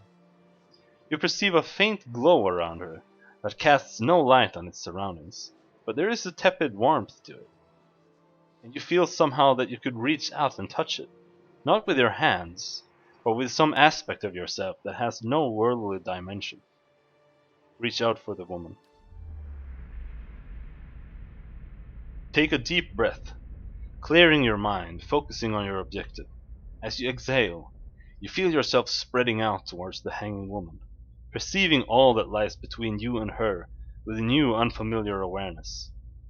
Once you have expanded enough to reach her, there is a sudden jolt to your mind, a ringing electric surge of images and words and sounds. Involuntarily, you shut your eyes and feel yourself being pulled down to some deeper consciousness in a space occupied only by you and the hanging woman.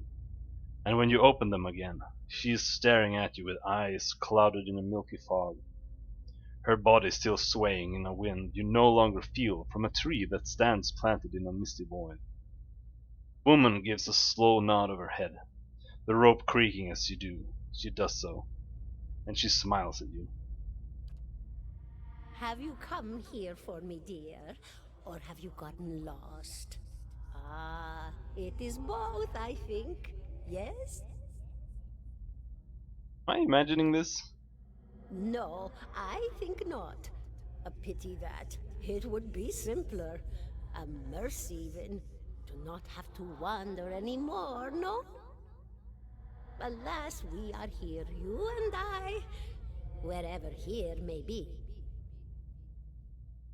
How are you able to speak to me? Is that what we're doing?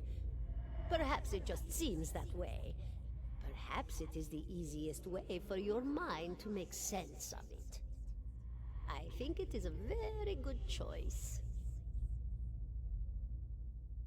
I think I survived a Biawik. Do you know why that would be? Did you now, dear? My, that would be something, wouldn't it? Could be luck, could certainly be. A storm can be a careless thing. Or maybe it got its hands around your soul but couldn't pick it up. A soul can be heavy if it stayed in one piece through its time. Strong souls, we call them in the trade. Cold, I mean. Called them. Those days are all behind me, no?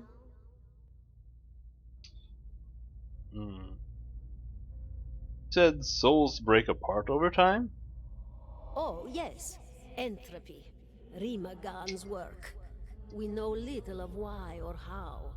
We lose pieces of ourselves when we die and pick up pieces of others when we are born again, but less than what we lost. We tried to stop it with the animantic sciences, but with little success. No.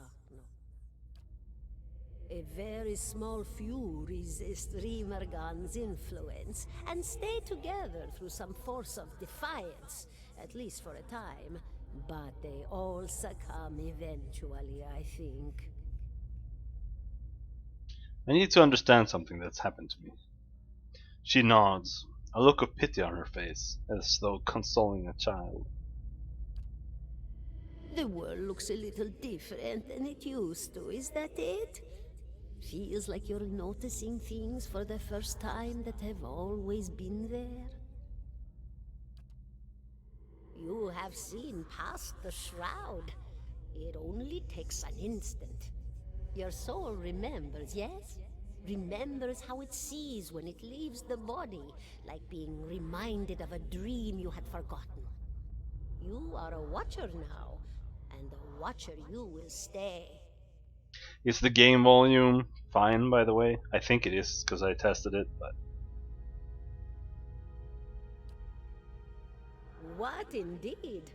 Long hours have many animancers spent studying such things. Not I, though. Not I.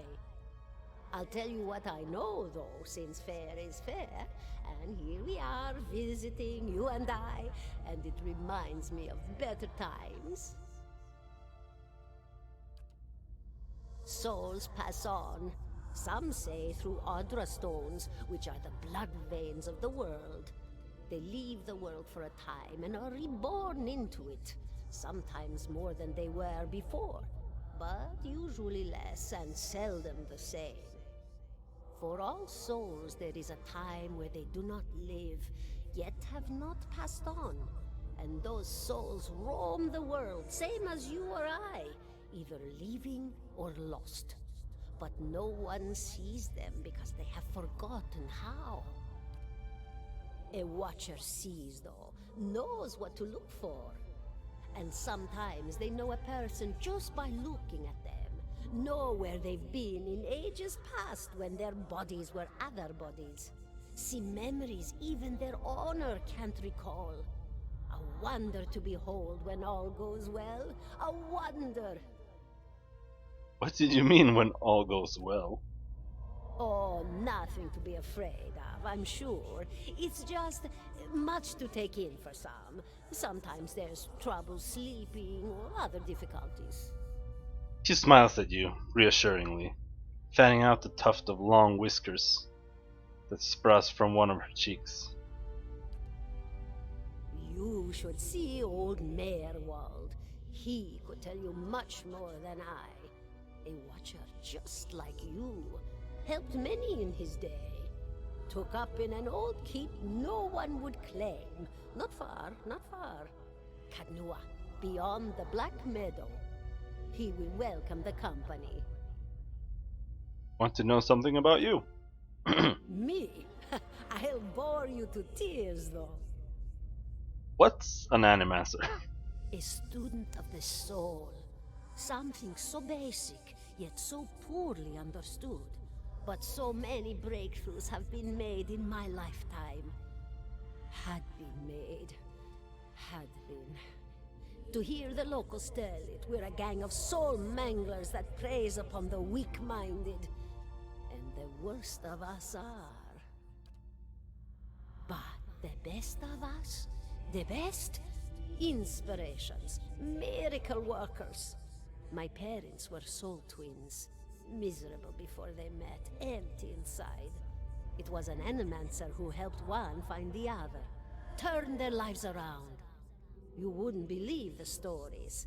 Amnesiacs helped to remember their lives. The suicidal brought back from the brink of oblivion. The elderly afforded extra moments to say their goodbyes. How soon we forget when we're afraid. It's a fascinating science. A fascinating time to be alive in a place like Deerwood that does not control the research, no? I love the Valian Republics for many things, but their recent caution will leave them behind, I fear. Well, farewell. Goodbye, my dear. It was lovely visiting. Caldara closes her eyes, and her head slumps forward over the noose, and your surroundings seem to bleed into your vision from some unknown place of waiting. Cashew was granted Crucible of the Soul. Okay. Alas looks at you through narrowed eyes. Are you alright? You seemed lost just now. I'm a watcher. Okay, yes, I'm fine. He folds his arms. That's good to know, but I don't suppose you could tell me what that was all about. I'm a watcher. His arched eyebrows recede into his hood. Well, that's interesting. He gives you a sly grin. And I expect that explains your earlier reticence about your experience in the ruins, hmm? In any case, I appreciate your honesty. Since we're traveling together, it's probably wise for us to share these things. Do you know anything about Watchers? Only that they're rare and that they seem to have unique insights into certain soul conditions. He coughs. Or you, as you just demonstrated. Let's continue on. 17 and a half. What? Smell of pipe smoke, at once earthly and sweet, wins its way into your nostrils. Your eyes trace the smoke to its origin, where you find a broad man with straw-colored hair, leaning against a mossy rock wall. His pipe held to his lips, with one meaty hand. He looks you directly in the eye, but the look is not aggressive. He regards you with a peculiar smirk. 17 and a half. Well, could be 18, depending on how you count the dwarf woman. Counts the dwarf woman as a half person. What are you talking People about? hanging from the tree. 18 of them. Well, last I counted, anyway. Alaf frowns. Is that what you people do for fun around here? Name's Adair. Though to the people around here, might as well be 19. Don't think I'd put you much higher than 22, 23 tops. You look like the sort that likes to get involved. What was that about a dwarf? The dwarf woman. You were trying to figure out whether to count her as a full person. I think you oughta. What makes you think I was interested in the dwarf woman? He looks at you a moment, his brow arched. His smirk broadens. I was smoking over here, saw you staring at her. Twice I refilled my pipe. You never so much as blinked. Your mouth was so slack I took you for a Radric at first. To you. You'll have to forgive my curiosity. Around here we prefer to turn a blind eye to our dead. Know what a watcher Careful, is? friend. Best not use that word round here. Could be any number of Radric bootlickers within earshot. Ciphers, animancers, watchers. Same thing in the eyes of folks around here, Radric especially. They come through these parts all the time with their cures, preying on the desperate. None of them are who they claim to be. Of course, seeing you with that funny look, I'd be halfway inclined to believe you were having some kind of communion with that dwarf. Either case, maybe I'm not 19 after all. No offense. I'm taken. Good. They don't mean it personal when they hang folks here. I have to remind myself. The town's had it in for me for a long time now. Only fellow who ever stuck up for me, well, he's number 18 up there. My headman on the farm. Used to be my captain during the war. Or? Saints War. Only one in my lifetime. Fella decides he's the living incarnation of Aethys. overthrows Redzeros, marches on Durwood. So, we gave him a Durwood and hello. What's a Durwood and hello? We blew him up. He smiles at this, but it is a smile of one recounting a joke for effect rather than enjoyment. Who is Aethys? God of rebirth and redemption. Formerly, anyhow. Maybe they call him something different where you're from. I had other questions. I got time. Why was your headman hanged? Got involved. Redrick sent men down here the other day. Said they had it on good authority someone in town was working with Kolsk, plotting Redrick's overthrow. Said if he didn't come forward right then and there, they'd hang every last one of us. No one was coming forward, so Swithin, that's my headman. He steps up and says it's him. They took him at his word. He sighs and shakes his head, his eyes fixed on the tree. Bound to happen sooner or later, if not for plotting against Redrick, then for protecting me. What does your town have against you? Pick the wrong god. That's what it comes down to. Used to be a lot of Aethys worshippers in Gilded Vale. That mess of rocks over there, that was a temple to him, to give you some idea. Then one day, somebody named Widewind shows up on Deerwood's doorstep. Says he's the living flesh of Aethys. Got an army with him. Suddenly, Aethys isn't so popular in these parts. My brother Woden and me, neither of us believed it. No way was that Aethys. He enlisted, then I did too. But, he didn't make it back. After the war, people took to punishing Aethys worshippers, accusing them of treason.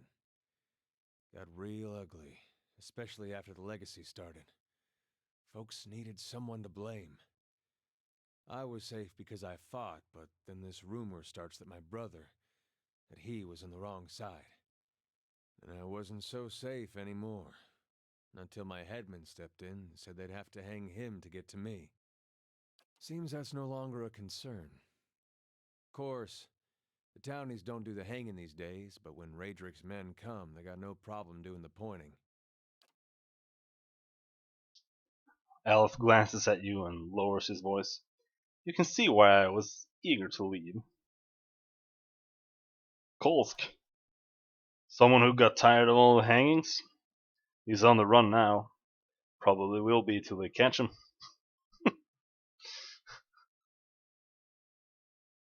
You're next to be hanged. What are you still doing here? He gives a half smile.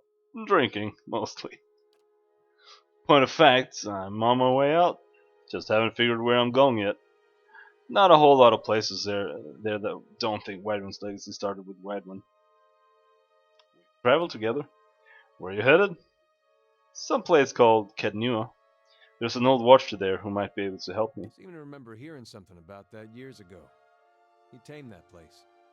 People would seek him out for all kinds of things. Troubles of the soul, questions for the departed.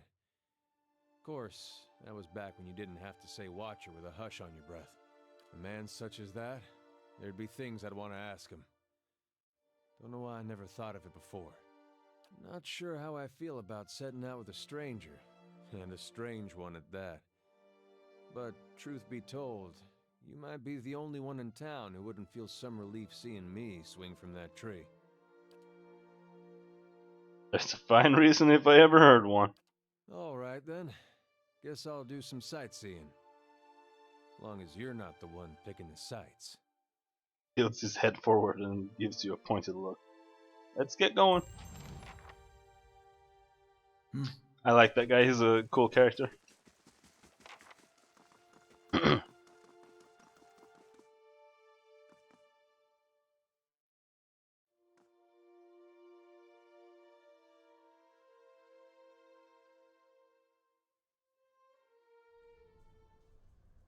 haven't been in here for, must be 5, 6 years. Used to be real nice. Bright. Warm. A man lies resting against the wall, lit by the dim illumination of the fading sconces.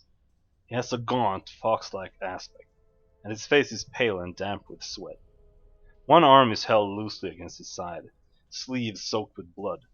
He gives you an anxious glance as you near, his features twisted with pain.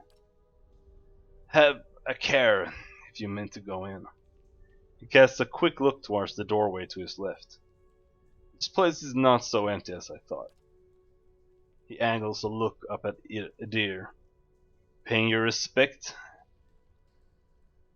Eothasian? He manages a pained grin. A little risky, isn't it? Think what the townsfolk would say.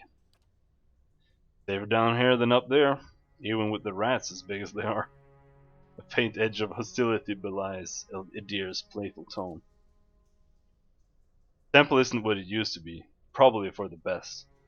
Times being as they are. He groans and shifts position, wincing. I'm no looter, if that's what you're thinking. Not one of his types either. Wharton jerks his chin towards Edir. Just wanted to do some good, I suppose. Got my arm clawed up for it. He regards you warily. Maybe you'd have better luck. Better luck with what? The man points a finger upwards. These ruins around us used to be a temple of Aethys, the scattered god. A grand temple at that. His worshippers would come from all over the Durwood, from Red Ceres even. Not so much from Red Ceres these days. Until the war, of course. Even then, you'd get some of the stubborn ones. The ones that couldn't get it through their heads that their god was dead and gone. Is this really the time for a history lesson? Wharton laughs and winces as it jostles his arm.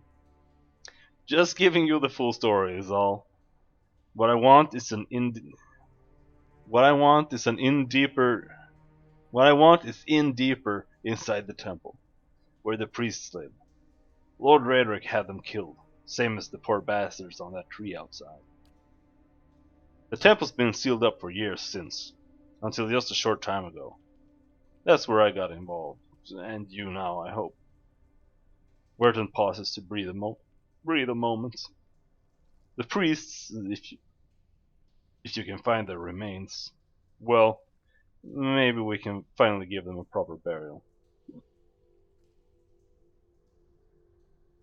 I have some questions first. Yeah. Oh, hiccups. Whew.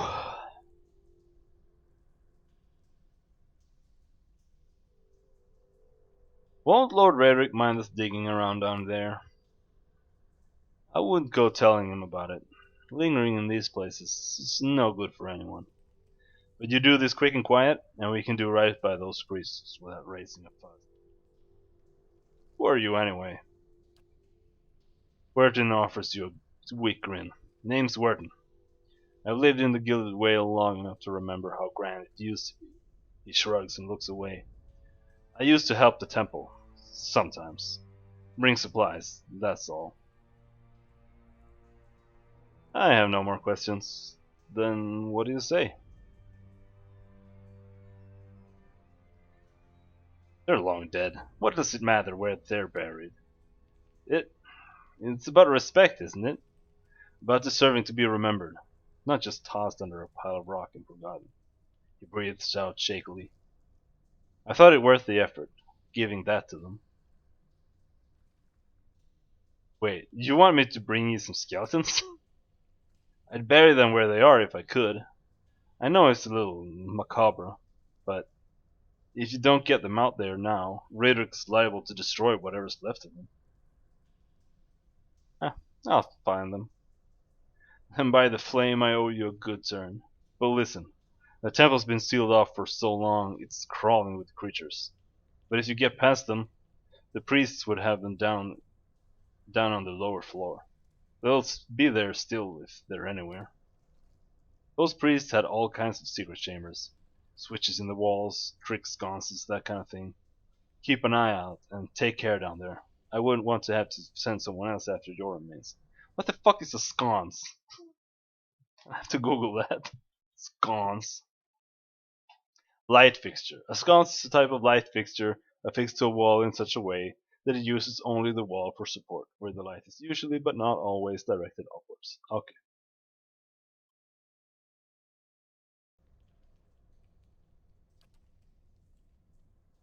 I'll wait here by the stairs and keep a lookout. Maybe try to patch myself up some. Yeah. Yeah.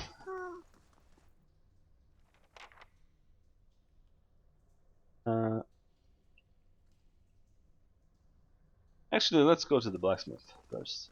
I want to buy a two-handed sword. Or see if he has a two-handed axe. I'm still not sure what I want to use. I don't think it really matters. It's more about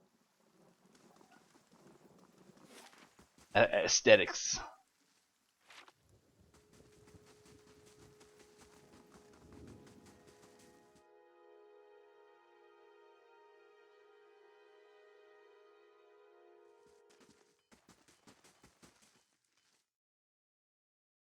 Our Mao man is of an impressive build, towering above the countertop.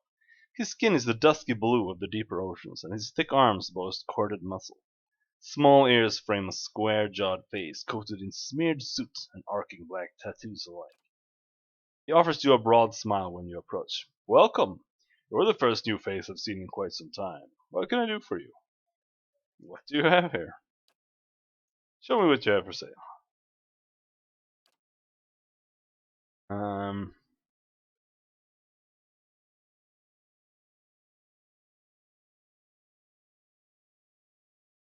well, he didn't have any access or anything, so I guess we'll go with the great sword.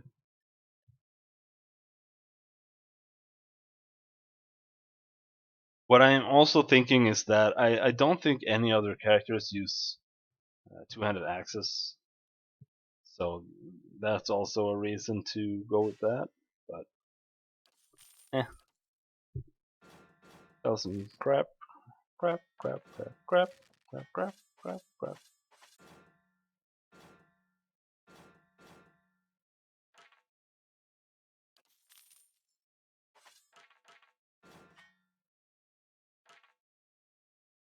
And in this game you have oh no, never mind. There's the battle axe. It's a one-handed axe. I don't think there's a two-handed axe.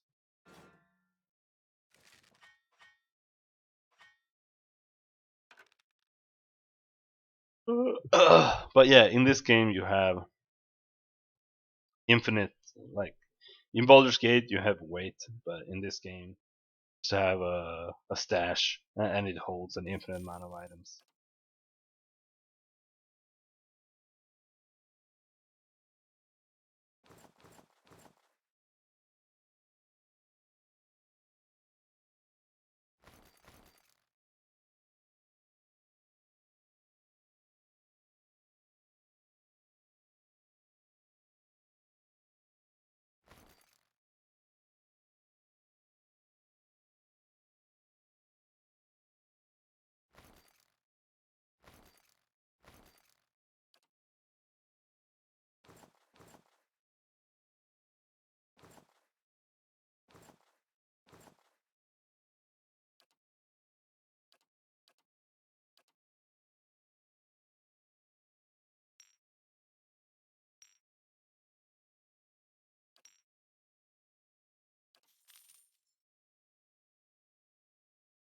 And I want to buy the rope and grappling hook and the private armor.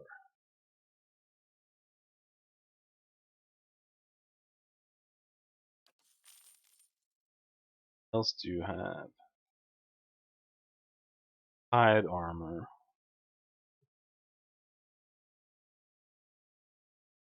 Alright, they have different kinds of defenses. Here's 6.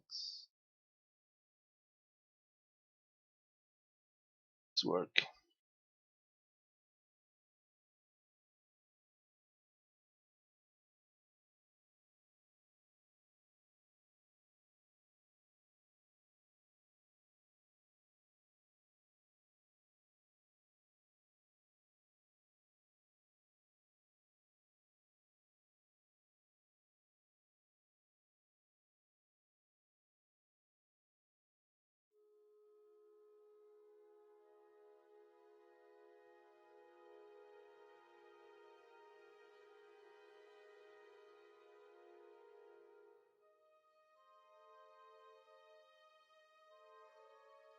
I'm not sure, but I think it's like you get 5 damage reduction to everything, and then you get like bonus 6 against piercing here with the hide armor. Leather armor gives you bonus 9.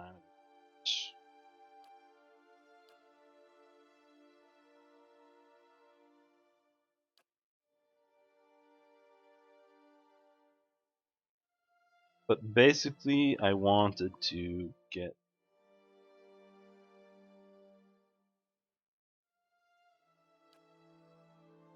hide armor. Nah, just keep what you have.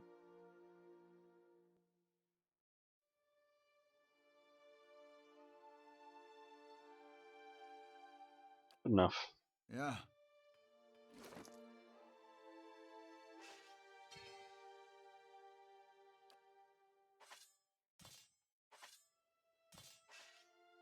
Here we go. Conan, the adventurer, and go without fear.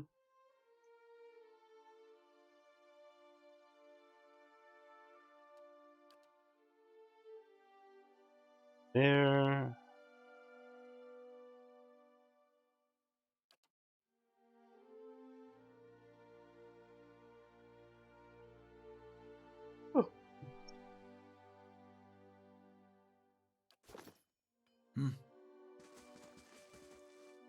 Not gonna stream for that much longer, maybe like 10 minutes. Stop for today.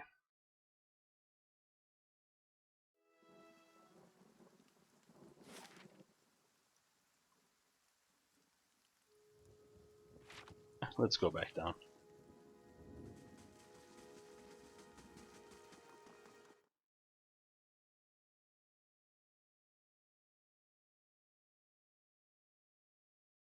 It's almost 10 o'clock. I don't want to stay up much longer than that. Nowadays, I have a pretty decent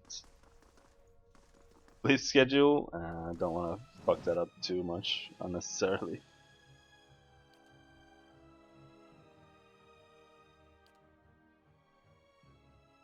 Hey.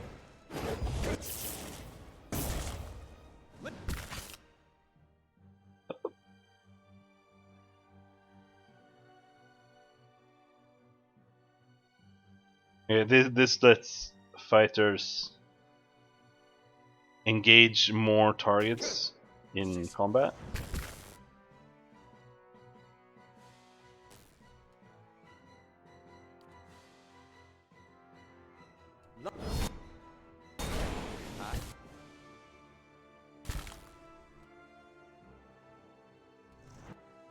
Hey, what the hell? Confused or something.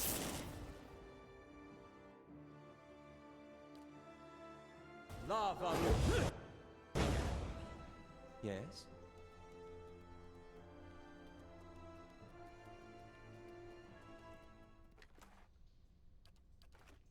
Indeed. Hey. Of course. Let's see.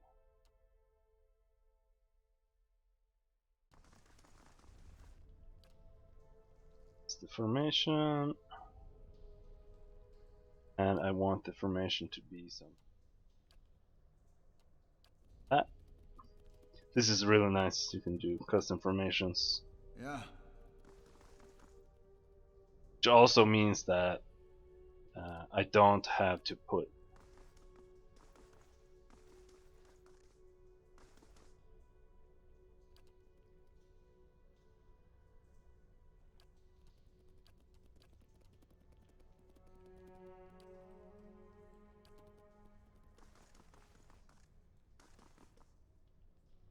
there we go. Which also means that I don't have to put like the tank at the tier 1 slot, which can be kind of weird like in Baldur's Gate. That character usually becomes the leader.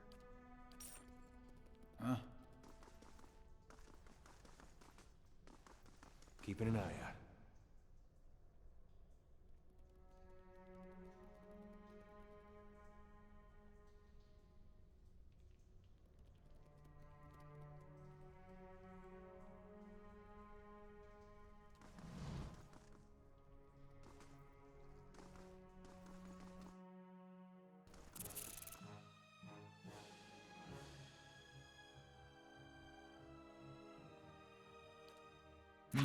Kind of stuck. Duck over here. Gain assault. Kind of stuck.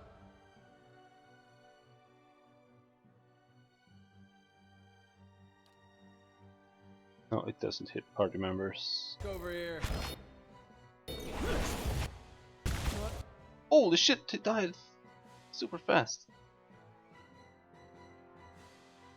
To alarm you, but I'm.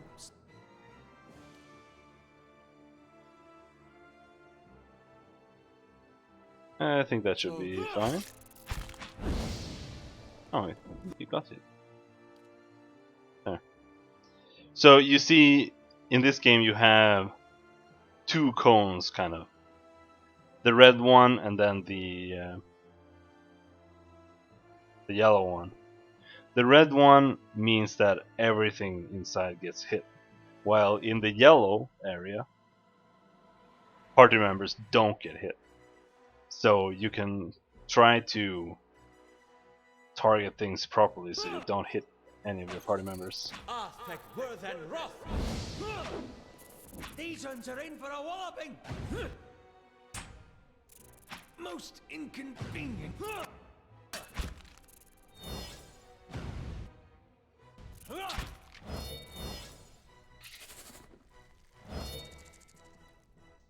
Now my main character died in battle, which means that he gets knocked out, he doesn't die. But now he got this swollen eye penalty. I think it's just, it gets randomized what happens when you get knocked out. You can't really read anything more about it except that it gives you -4 perception. Huh? Which should be a pretty big chunk of accuracy.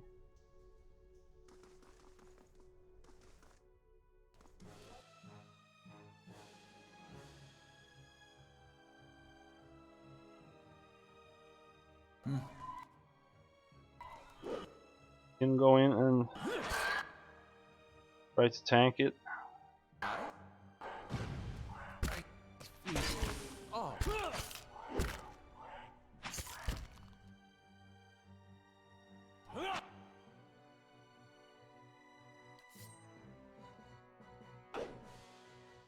Now that guy is flanked. I still don't know what it means.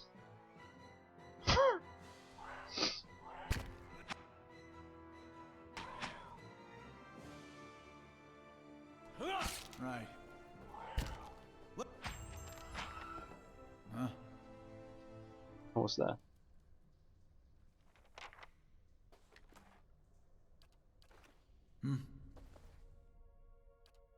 Hey. And use knockdown. Knockdown is overpowered.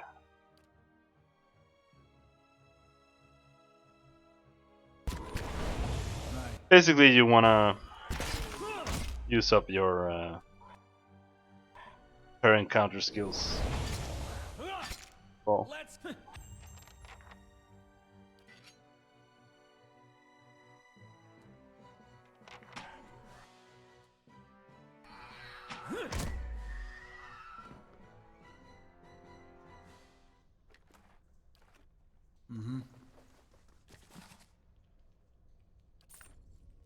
I'm not gonna read any books. Screw that shit. Fine one-handed sword. Oh.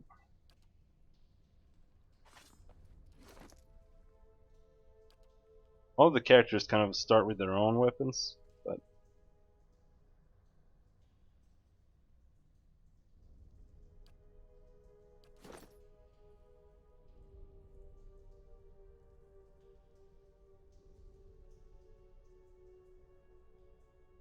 I think you should have that.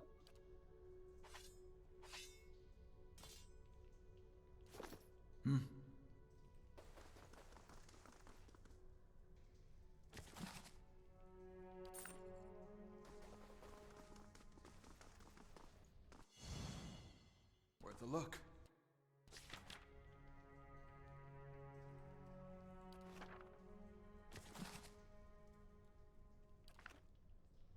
I'll get it open. Finished.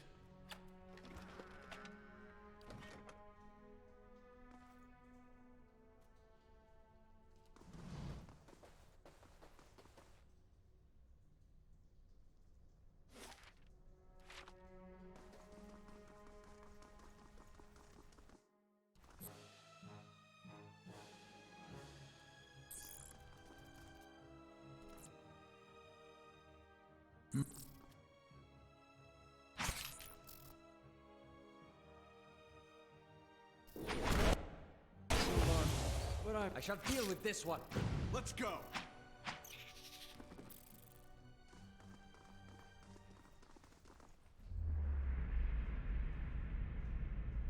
Nearby crystals light the cracked mosaic floor in shades of orange, and at certain angles the metallic symbol beneath your feet gleams gold.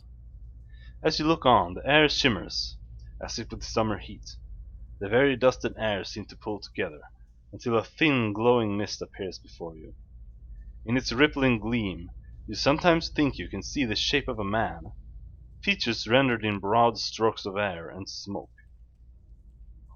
Who are you? Your voice sparks movement. The spirit surges with a sudden blazing light, and in the next moment you are somewhere else. Your mind assailed with a sudden wave of fear and noise. You are in the chapter hall. Priests and faithful have gathered in the great crowd, spilling into the hall. Bodies press against you, surging towards you to listen. Your own grief is mirrored in the faces around you. Some of the initiates are weeping. Someone has snuffed the candles, and the room is dark, save for the podium. Lit from behind, two people stand before it, lit in silhouette. A man is shouting, voice so ragged with fear you cannot understand what it says. But the rectrix stands calm, unmoved. Her strength will see you all through these dark times.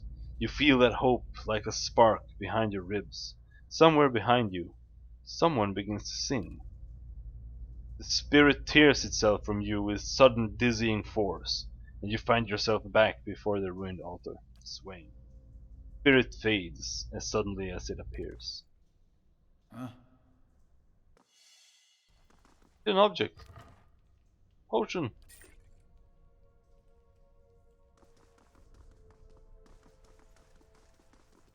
Nice and quiet.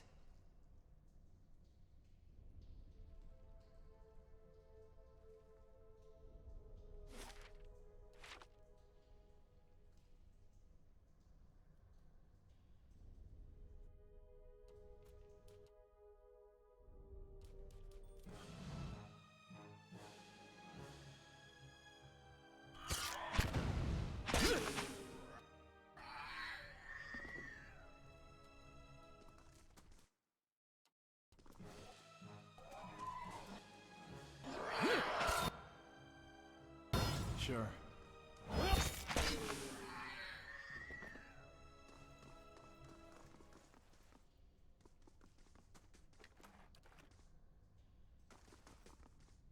Keeping quiet.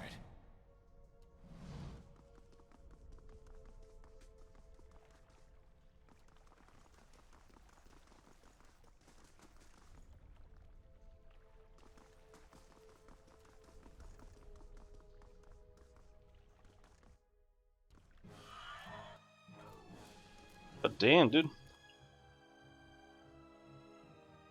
How may I help?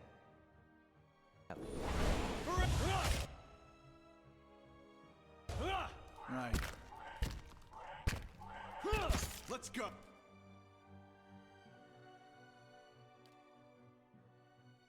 Yeah.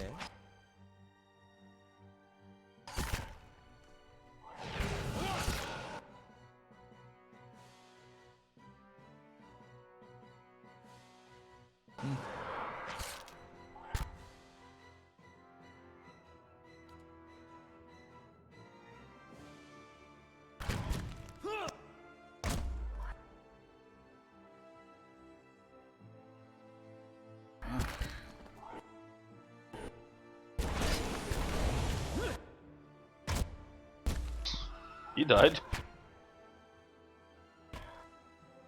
Hey.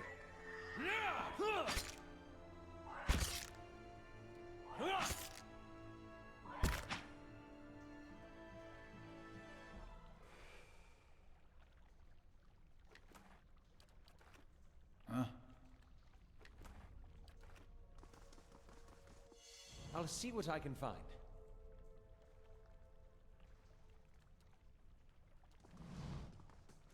Finished.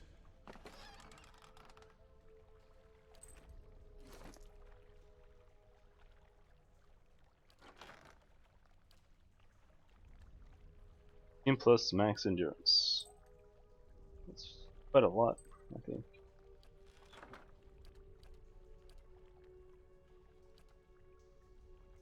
Let's put it no. Okay. Okay, so this counts as accessories, and cloak and necklace is the same slot.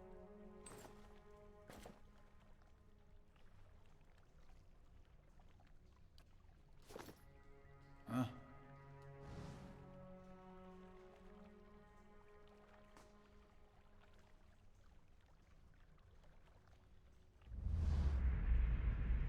A haze fills the air, coalescing steadily into a blur of dust and mist. It gathers into the outline of what happens to be a dwarf, a shimmering echo that fades in and out of sight. But stronger than sight is the sense within you of a powerful energy. It roils and seethes with a grief that seems to spill into your own thoughts, tainting them until the sorrow is your own. Like a crashing wave, the energy surges towards and into you, and suddenly you are elsewhere. Before you is a brightly lit stone corridor, lined with torches and gleaming crystals. You're running, your footsteps echoing off the stone around you. You forgot to tie your sandals, and they're slipping from your feet, fouling your steps. You're late again. The right's going to begin without you. You hear the tolling of a bell, and your spirits lift as you recognize the familiar, warped tone of the right hand, representing the first of the dawn stars to appear in the night sky, and last to fade in the dawn light. You pray fiercely that this is the first of the chimes, and not the last. The lights fade, as does the memory, and when your eyes clear, the spirit is gone. Huh? I shall be discreet.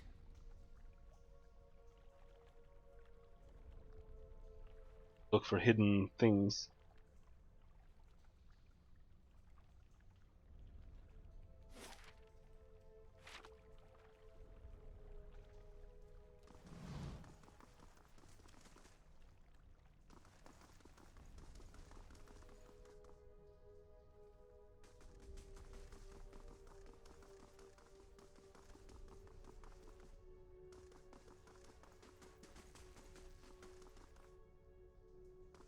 Shitload of doors.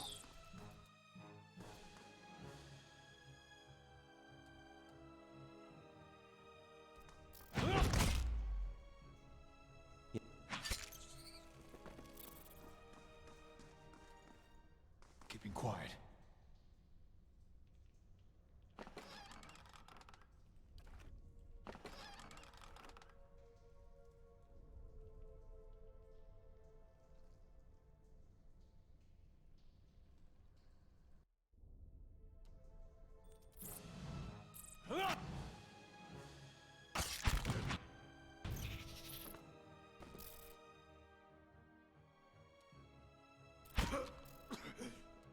Hey.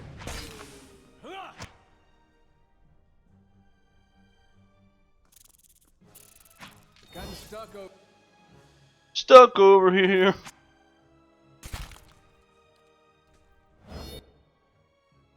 stuck over here.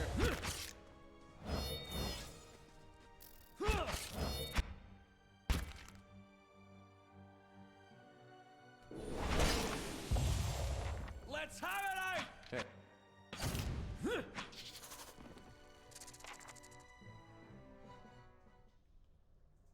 Keeping quiet.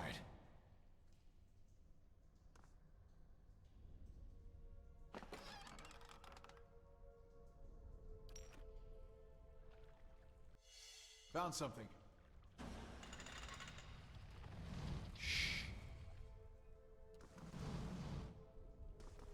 I'll see what I can find. Oh, it just leads over here. So this is the last place.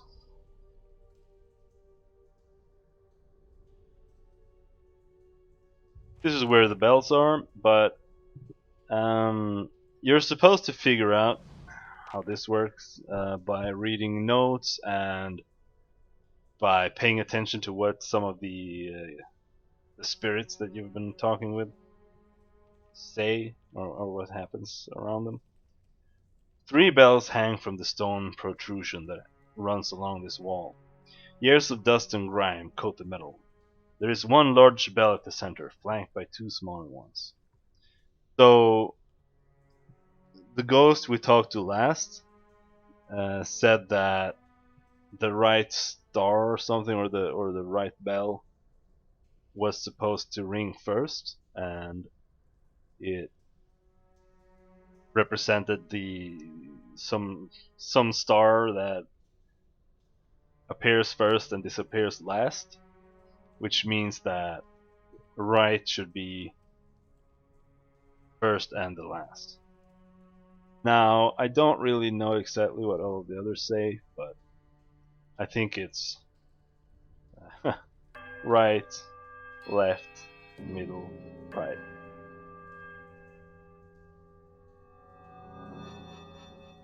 Strange hush falls upon the room, muting the sound of the bells and the eternal drip of damp stone alike.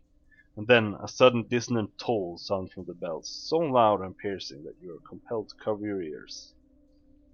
Then at last silence once more. Was that wrong? Was wrong.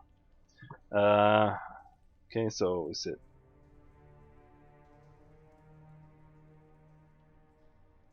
right, middle, left, right? Peculiar chime rings through the ruins. It's a quiet melodic chime from all 3 bells, before their discordant voices meet in one powerful rising rush of sound. It seems to fill the whole of the temple, a driving flood of song that drowns all other thought.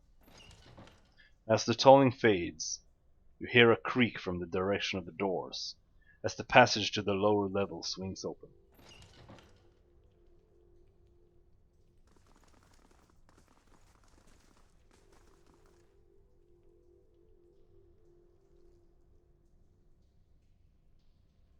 But we will stop there before we go to the next level.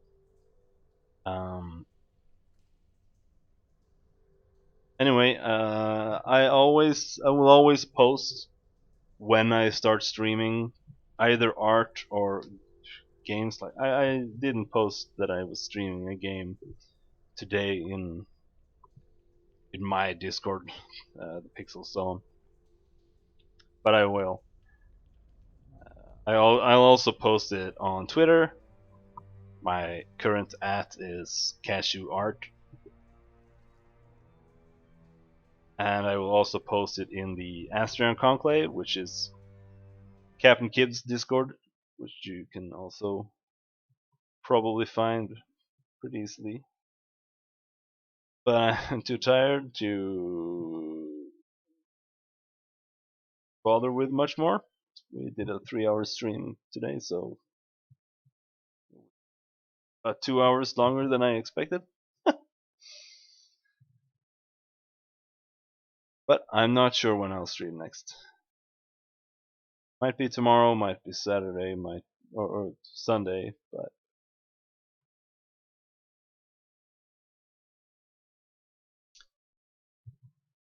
but yep. Thanks for hanging out, and I'll see you some other time. Bye bye.